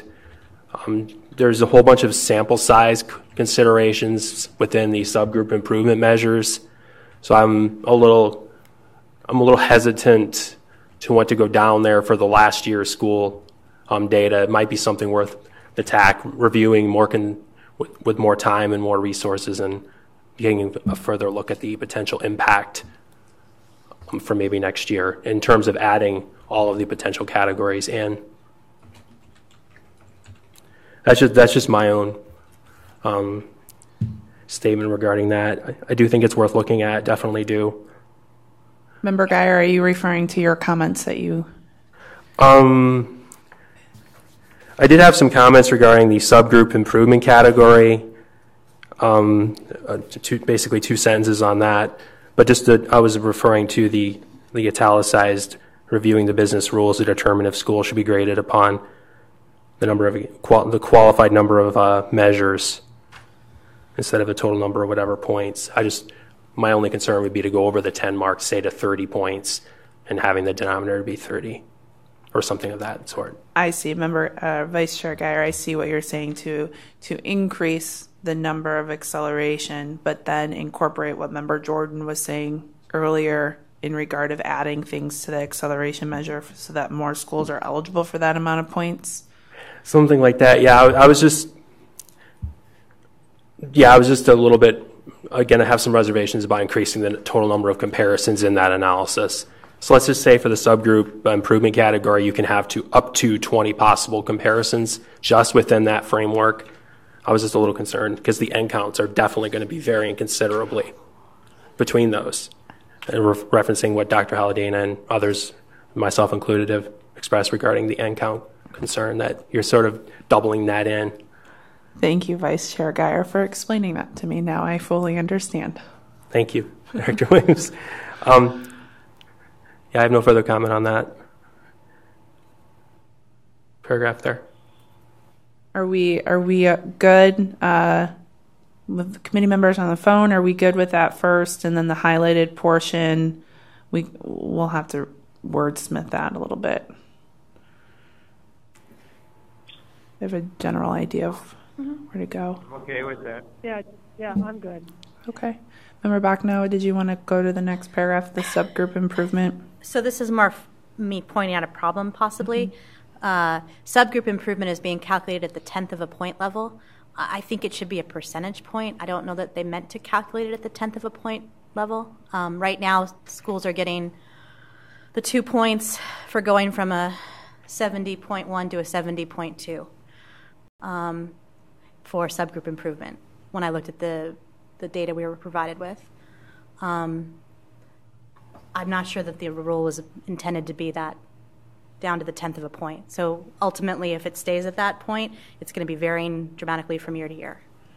And Vice Chair Geyer, Member Bachna, too, there was, I was looking at an appeal today that a school had submitted, and what they pointed out was that if a school had an NR for previous year and then had a score for the next year, that NR would be calculated as a 0%, which then that school would earn 2 points for improvement when they weren't their NR the first year.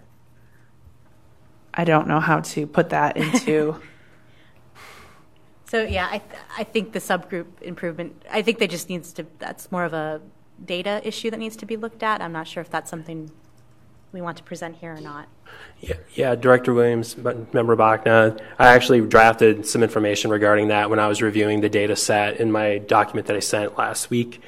That noted, or actually it was Monday of this week, time seems to be flying, that... We're always here. Yeah, things here have been really moving along. I just noted that there were a number of 0 cells, more than I would expect by chance or necessity, and that could be referring to your thing with the previous, and they were in both prior year and current year. So long as one of the 2 cells was not 0, the comparison was actually counted. So how can we, does this committee feel like that you're looking at data that may be inaccurate? Is that something that this committee would like to take a further look at and address it with the state board? I don't want to necessarily say it's inaccurate. I think what Member Geyer is speaking of is that certain things are not displaying as being calculated because if the in count is below 20, if your observation was similar to mine, is that the default is a 0. Or kind of a null value, but it gets calculated overall. So we don't really see the percentage of the actual number. And until we now that we can see the number, there's still not a percentage calculated. But say like there's only 15 that were actually the in count. It seems to me that they could still go ahead and produce that percentage in that column, but still, within the coding, do the calculation for the points. So, Acting Chair Geyer, I think that the word inaccurate might be strong, but I do have hesitations, and I talked about that during the end count discussion. And so Member Jordan just gave another example, but and there is a difference between a 0 and a null.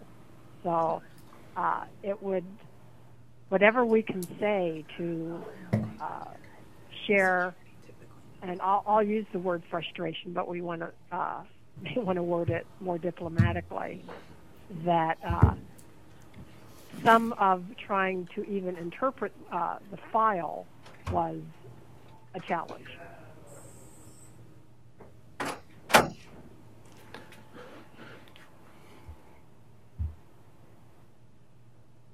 So maybe ultimately we put here something like the board may want to have the data reviewed or not. Director Williams, Member Bachman, I'm wondering if this isn't more of a data integrity question for the Department of Education to look at, if there is missing data coding, or sort of, and not what I'm saying by missing data, I'm defining that as an N count less than 20, resulting in a 0 assigned to the percentage in the comparison on either side, rather than, say, a missing indicator. That's all I'm referring to there. So, Vice Chair Geyer, members of the committee, what we could do is I can work with the department to try to address the issue that we're discussing right here. Vice Chairman Geyer, Director Williams, what we could do is produce a snip of what we're seeing, much similar to what I did earlier in the week, and share it with you, and we could add a note in there. This is what we're seeing and what we're receiving. That way, the ADE will really fully understand that one piece that we're needing. Vice Chair Geyer, Member Jordan, I think if you took that snapshot of what you're speaking of and then you just send it to me in an email, I will send it to Nick or the department. Right, and that's what I did. I don't think it necessarily needs to be in this report. Okay. Just because we don't know right now, right, what's causing that, and I would not feel comfortable having that in a report and being able to speak to it if something's going on that is. I wouldn't want to put it in the report and say like this is bad data, because that would be unfair to the department and to the team. I agree, and as I talk about it, it's not, the intention is not to put it into a report, but getting those additional pieces that we need that will help us with our analyses. The downside is, since the state board is looking at making a decision on Monday, it's going to be impossible for us to do any really good analysis to it. However, looking long term, once we get into January and beyond, then if there's more clarity as to what we need to do that kind of analyses, then it's very helpful and to everybody involved, so that the work that we're doing is accurate and as complete as possible. Sure. So, Vice Chair. Acting Chair Geyer, is there some way we could say something at the very beginning that is not pointing any fingers, but with the data that was provided and what we were able to analyze, or what we were able to determine, this is our analysis, or something like that would just qualify it a little bit, that there were some things that were still not that we're still wondering about. Thank you, Dr. Schlesman. Yeah. Vice Chair Geyer, Dr. Schlesman, I would advise against doing that. That is, the department has worked really diligently on getting the information to you and creating those data sets, and has been, again, working very hard around the clock to make sure that this committee has the information that they need and has been very responsive to any issues that the committee members have brought forth to myself. So although it's with good intention that you would want that included, I believe that publicly that would not be appropriate for this report. I would agree, but I also have made this point before that I think that data integrity is an issue, and we don't have enough information about the data integrity, and so in the future we probably should do some study and some data analysis, some exploratory analysis regarding data integrity, because as Dr. Schlesman said before, there's a difference between a zero and missing data. If they're both coded 0, then we have a problem with an error. So I think the future we should be focusing on that as well as other issues that have been raised, but not right now. Yeah, thank you, Dr. Haladina. Member Jordan, you have a comment? Thank you, Vice Chairman Guyer. From my understanding from attending a lot of the State Board of Education meeting and watching the Ag Committee do their presentations, you got a sense that the members of the Ag Committee, the data that they work with were their own data within their districts, within their own entities. And when it was handed over to, when the modeling was handed over to the Department of Education, they did the modeling across the state, but the members of the Ag Committee could not see what the department was seeing when they were doing the calculations and presenting the data to the State Board of Education. What we're able to see is the summary data for all the schools across the state, which makes it a little bit easier. But in the summative data that we're receiving from the state, there are certain fields that they don't have some of the values that we need to do some of the analysis that the State Board has asked us to do. So if Vice Chair Guyer, Member Jordan, if that is the case, then I would suggest letting me know that you need more information with certain values, and then I will speak with the department staff to ensure that this committee is receiving that information. And I think we should just leave it at that. Mm-hmm. And then what Member Haladina spoke about, it is something that needs to be discussed, but at this point it's not the appropriate time. And there are things that ADE and the Accountability Department are bringing up to the board on Monday as well. So if Chair Guyer, if we can move on to the next paragraph. Yes, thank you, Director Williams. Yeah, let's move on to... So are we keeping the subgroup improvement calculated, or are we striking that? You can strike that. That's fine if that's, I'm... So let's strike that. And then the following sentences were more, the subgroup sentences I brought up at the beginning of this, came up under end counts already. You don't need to keep it. Okay. So if you strike that first sentence, and then the more schools might have access to subgroup improvement through higher end counts if subjects are collapsed, I actually brought that up under end counts at the top of the document. I'm not sure if we actually talked about it, but...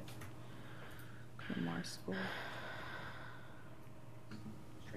Mm-hmm. And then probably in other words, a school only needs to improve proficiency. So basically the sentences in between the two that you just struck. Okay. Mm-hmm.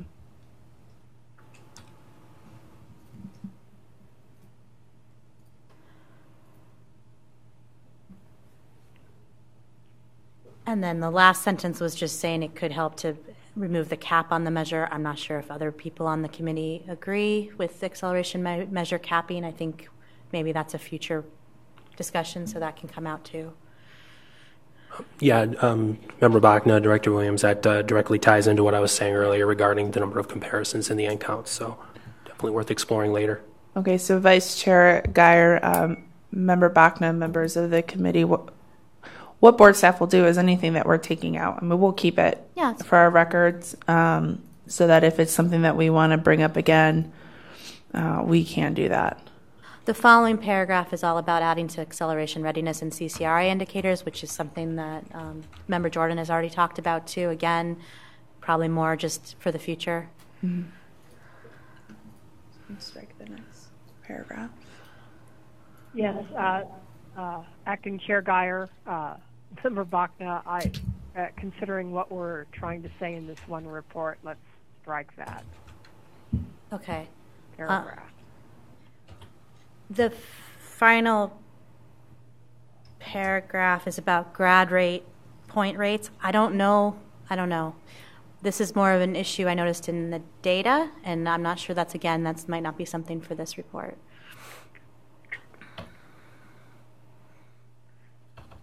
Yeah, Acting Chair Geyer, because it's not on our agenda,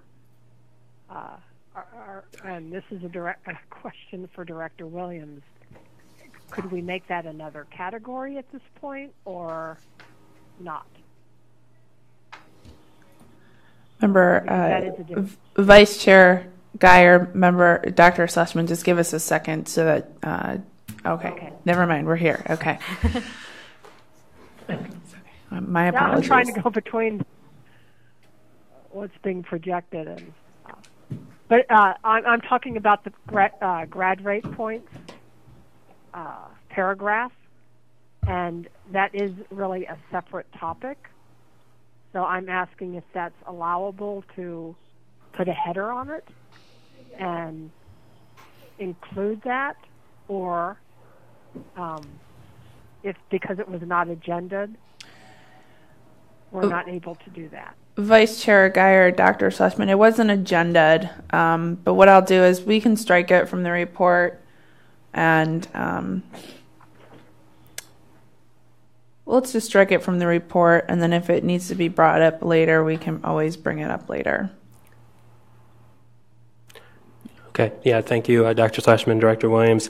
I would just add to that that little paragraph by itself, if this were made its own header, would be rather sort of sparse in terms of doing justice to this topic. So perhaps it could be expanded and discussed later. That would be at least my thinking right now. Sure. And there's the Vice Chair Geyer, members of the committee, there's a possibility that based upon survey data and public input data, the state board could give you more to look at besides just what's in this report. So, the areas of concern that are in the report currently were ones that board staff had been hearing a lot about, as well as the conversations you all had in your committee meetings. So, if the committee wishes to do so, we can move on to proficiency.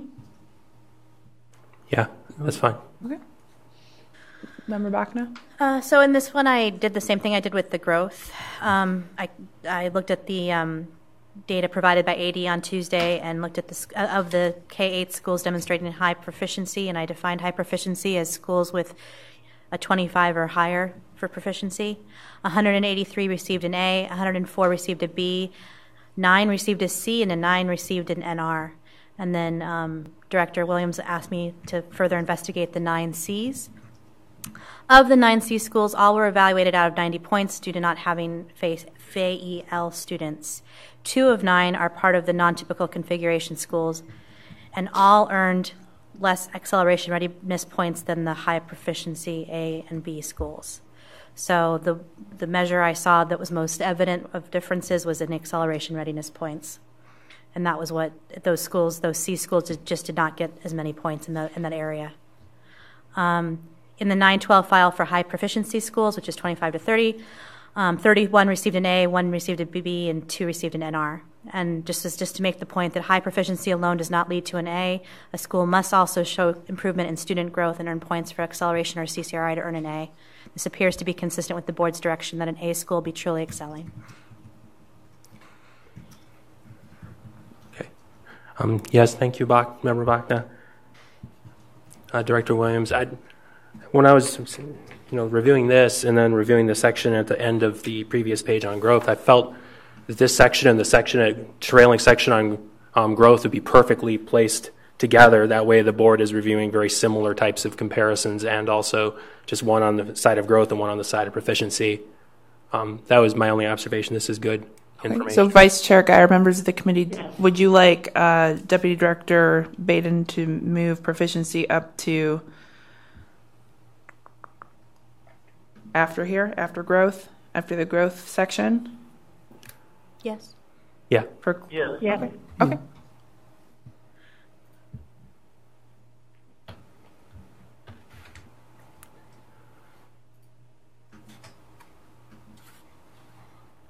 And did we want to continue talking about that paragraph of proficiency? Did anybody else have anything to add? Obviously, I talked more about growth because that was what was assigned to me, but I believe Member Haladina wrote in his comments that he felt it's not, he has not gone deep enough into the system to understand the proficiency. Students with high social capital do well on all cognitive tests. Clearly, there is a large correlation between social capital and proficiency. Is this removed or adjusted in measuring proficiency? And if so, then proficiency would be a valid interpreted measure of achievement, which I do believe, Member Haladina, you are discussing the risk factors that you have discussed in previous meetings. Would I be correct in that assumption? Yes, absolutely. Okay. Okay. And by the way, I asked a question because I don't really know if these scores are adjusted or not. I do recall a long time ago, Ed Sloat, who was then at the Department of Education, used to do expected and actual scores. And I'm assuming there's some kind of an adjustment in these growth models for that, but I don't know that for a fact, so I'm just asking. Vice Chair Guyer, Member Haladina, the A through F system, as it currently stands, is blind to any type of risk factor. If you're speaking of low SES or high SES schools. However, I will state that those types. When I say blind, I mean there's no recognition or adjustment. Correct. Or, thank you for high SES schools. Right. The state board tried to get the FRL correlation in such a way between the growth and the proficiency, but that, when I was the director of special projects, that was something I heard a lot in the public tour while the A through F ad hoc was discussing what was going into the A through F system. So I think that's something that could be brought forth in the new year with the board. Okay.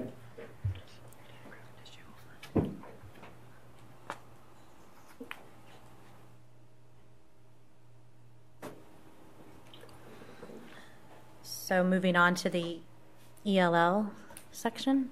Sure.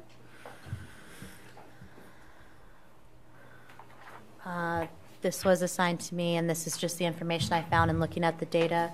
38% of the schools in the K-8 data set earn the full 10 points, while 19% of the schools in the 9-12 data set earn the full 10 points on this measure. And then my suggestion again is just schools that do not meet the N count in the current year could have their N count combined with that from the prior year in order to reach the minimum N of 20 and have access to these points. That's just the suggestion. And Vice Chair Guyer, Member Bachna, members of the committee, that is something that I believe Dr. Schlesman asked that we add within the N count, was that all of the N counts need to be the same in regard to SI except that ELL calculation. So does the committee believe that this could be something that the board could look at in order to capture more schools within that ELL indicator?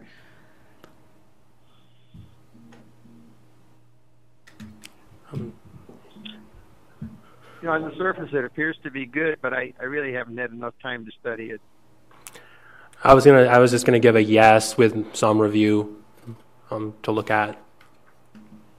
How many schools would actually be included or would receive that calculation of the ELL due to adding the prior year, and what kind of sort of disparity or anything is occurring within that data between years? Some to look at. I'm in agreement already. We know that there's a number of schools across the state who do not have enough ELL to even be considered for these points. The bonus points aren't part of our agenda, so that can be struck. But I didn't address the free and reduced lunch correlations that were part of the agenda. Sure. So So we're fine with ELL as written? Yes? Okay. So we're going to... Excuse me. I was on mute, Acting Chair Geyer. And so are we talking...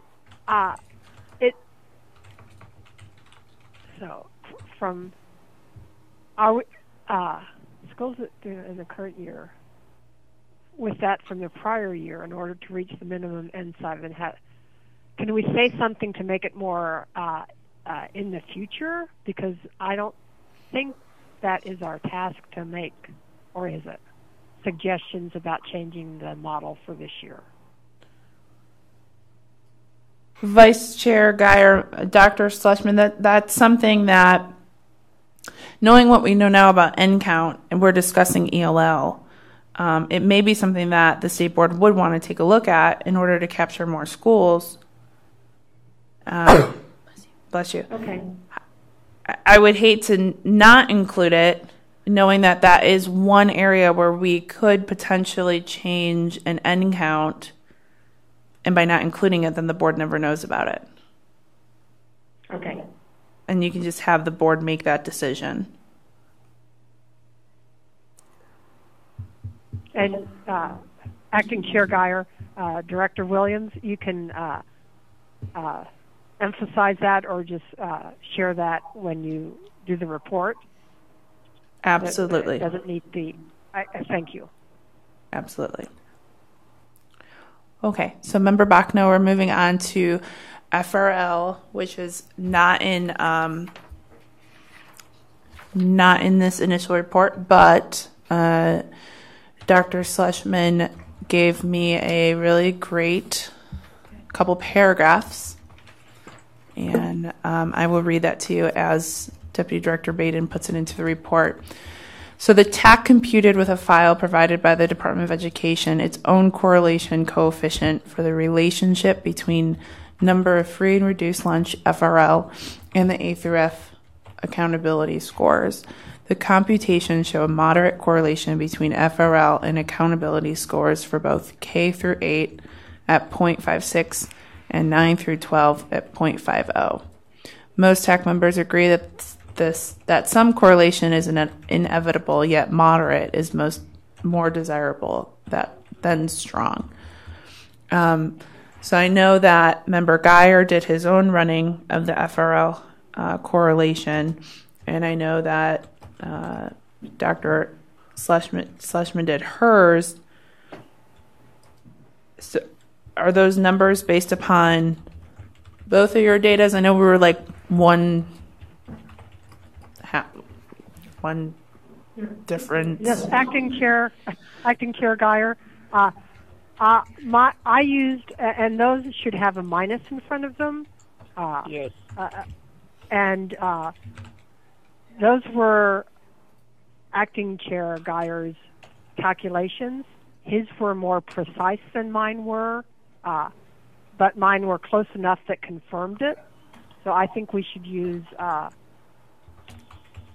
Acting Chair Geyer's numbers in our report.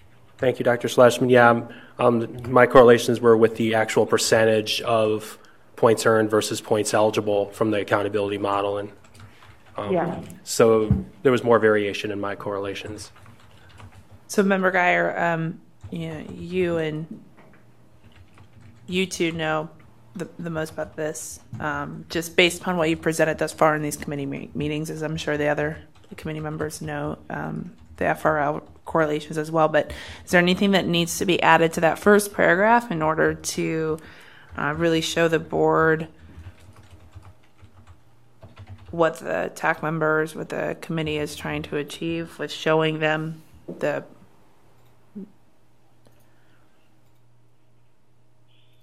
I'm trying to remember that scatter plot, but I thought I saw a lot of outliers there. And my feeling is whenever you have outliers, they should be studied and explained. And they reduce the size of the correlation. And I don't know what moderate means in correlation. 0.56, 0.59 seems kind of high to me, but it depends on a lot of conditions too. So. depends on the reliability of the two measures as well, because there's a ceiling effect there. So those are all factors to consider. And I don't know if you want to put that in the report, but I know that's background information.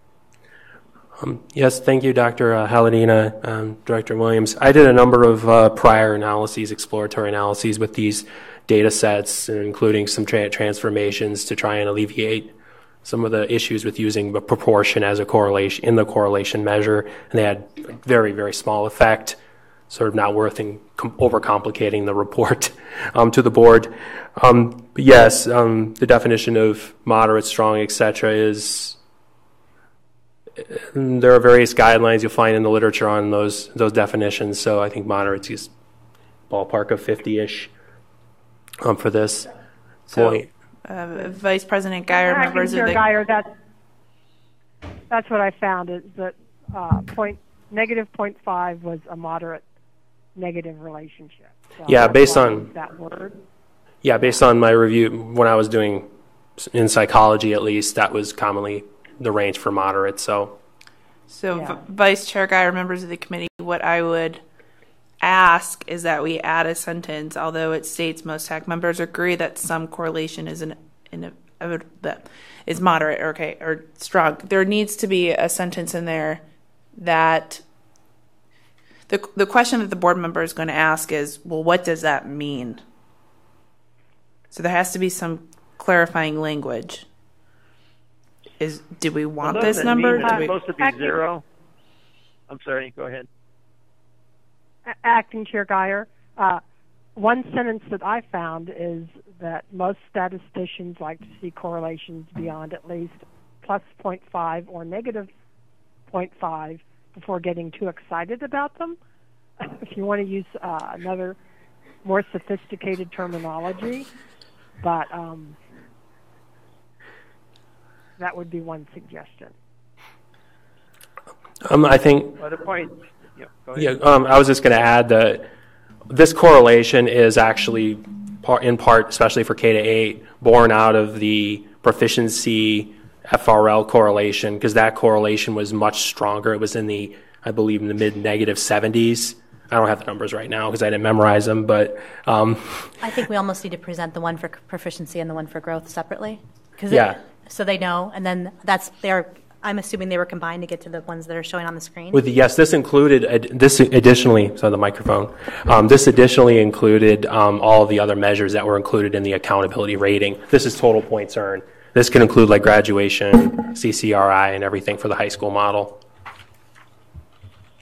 So I think Vice Chair Guyer, yeah, this was the report. Those numbers are from the report, and I'm trying to find it with the date on it. And I don't have a date on it, but I think you ran it off. Actually, I'll have to look back. So the report that you provided to the committee, and I don't remember if it was our second or third meeting. Yeah, the point I was going to make was, isn't the desired correlation supposed to be 0? In a perfect world, yeah.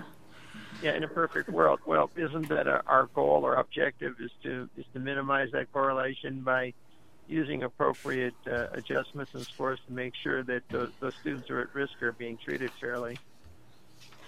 Yes, I think that was the intent of a lot of the modeling that's been done so far has been to do that. And I think it hasn't worked. Vice Chair Guyer, Member Haladina, I think what Vice Chair Guyer did here was he was just showing the State Board of Education that based upon all of the components within the K-8 and the 912 and all of the scores of the preliminary A through F letter grades, how those scores correlated to FRL, correct? Yes, thank you, Director Williams. So I think we need to clarify that so that the members of the board are aware. And either you could write it, or now that I understand it, I can present it. That's not an issue. But I want to make sure the public understands it as well. So, is there a wording or a phrase that a committee member would like to add so that that is clear to the public and the board? Director Williams, I don't have my document with me either, I don't believe, but I recall writing something to the effect of the correlation between the accountability system as expressed as total points eligible divided by, total points earned divided by total points eligible and FRL is, so that way, oh, thank you, Member Bachna.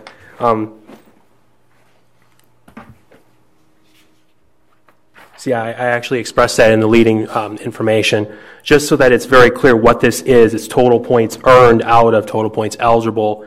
So effectively, this is a correlation between the accountability score, so to speak, as the percentage or proportion, and FRL, taking all of the components of the accountability system into effect, rather than just say growth or proficiency.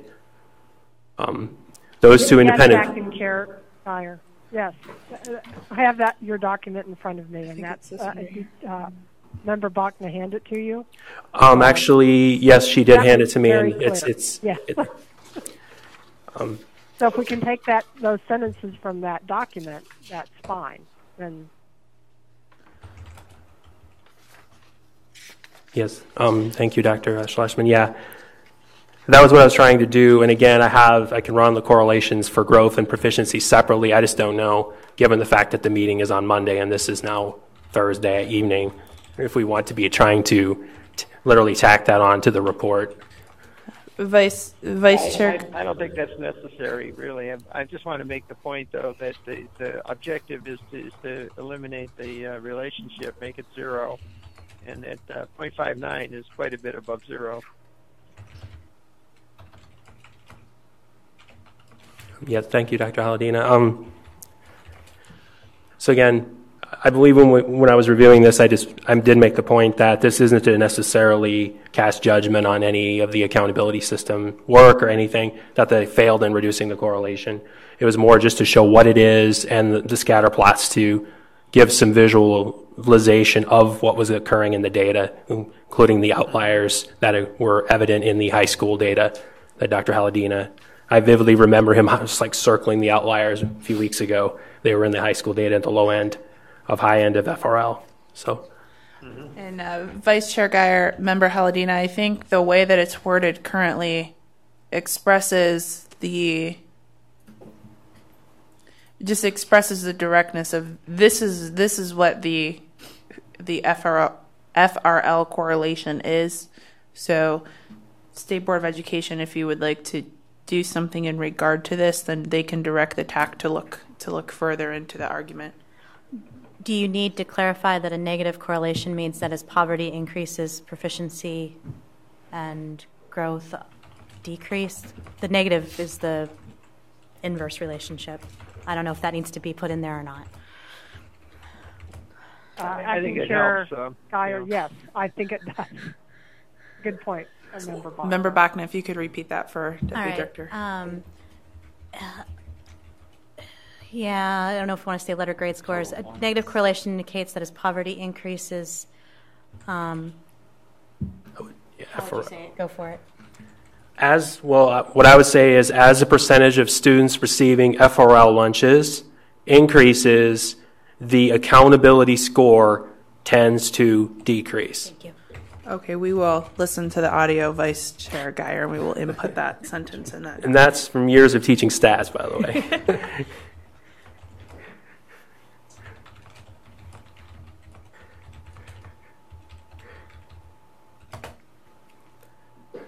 Okay, with the understanding that we're going to put in what Vice Chair Guyer just stated after listening from the audio.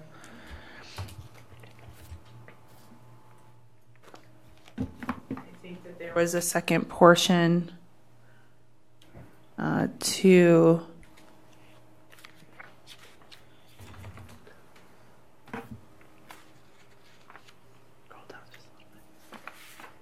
so one TAC member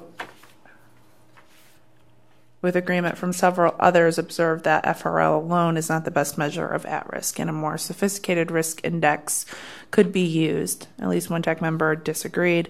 The board may want to task the TAC to review this further in the future. I think this captures what Member Haladina brings up in regard to the risk factors. Would you agree with that, Member Haladina? Yes. Do any TAC members have any concerns with this last paragraph? I don't remember who disagreed. It was Hovanets. Yeah, Hovanets. Thank you. Hovanets. Yeah, disagreed. And I think Vice Chair Guyer, members of the committee, I do appreciate that we put in there, that one member did disagree, because that is something that was asked of this committee from the board. So, does the committee want to review the document, or are we satisfied with how we went through it?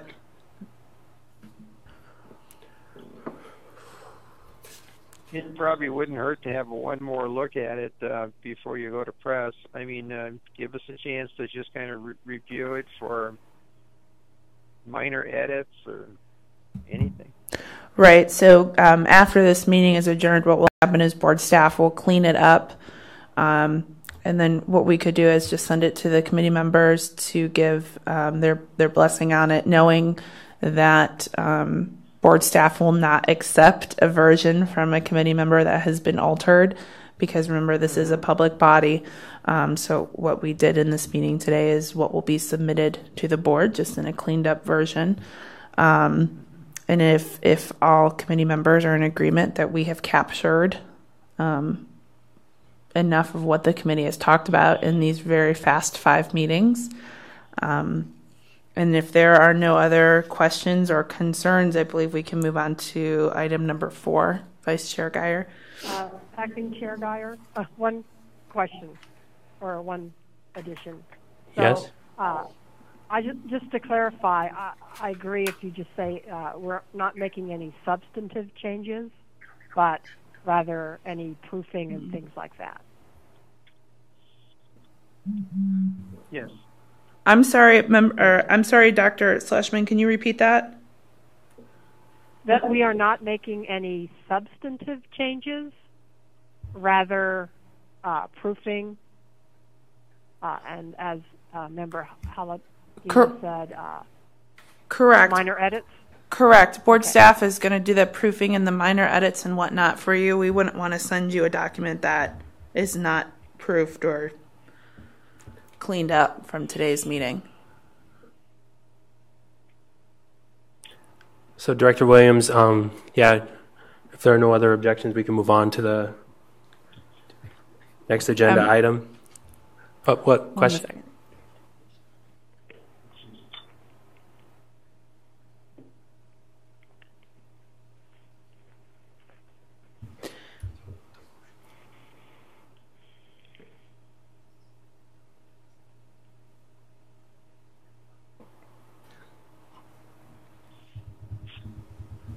Sorry. So, Vice Chair Guyer, members of the committee, I would recommend that a committee member makes a motion to send this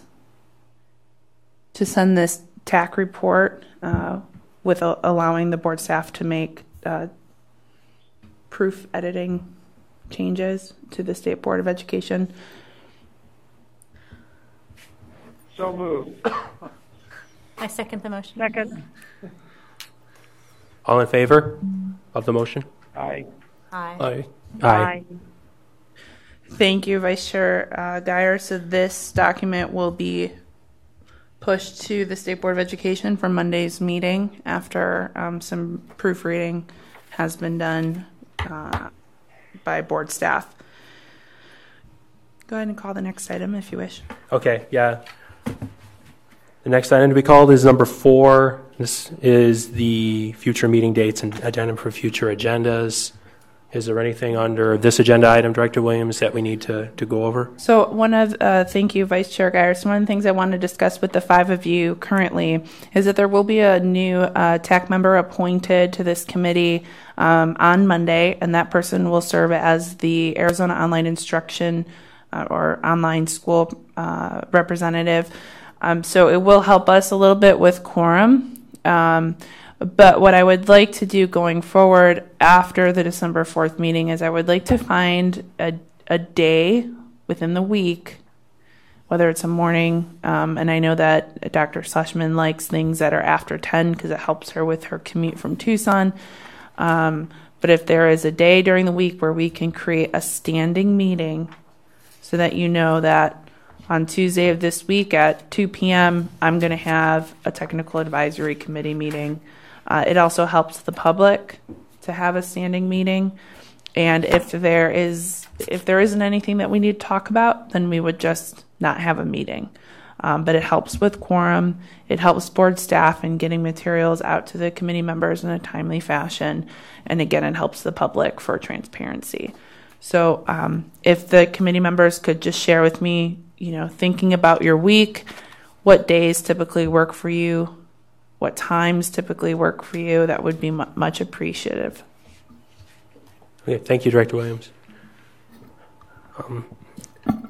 Will that information be shared via email or electronically or otherwise? Or Vice Chair Guyer, if you'd like to share with that information with me electronically, that would be wonderful. And then I will work on scheduling our next meeting.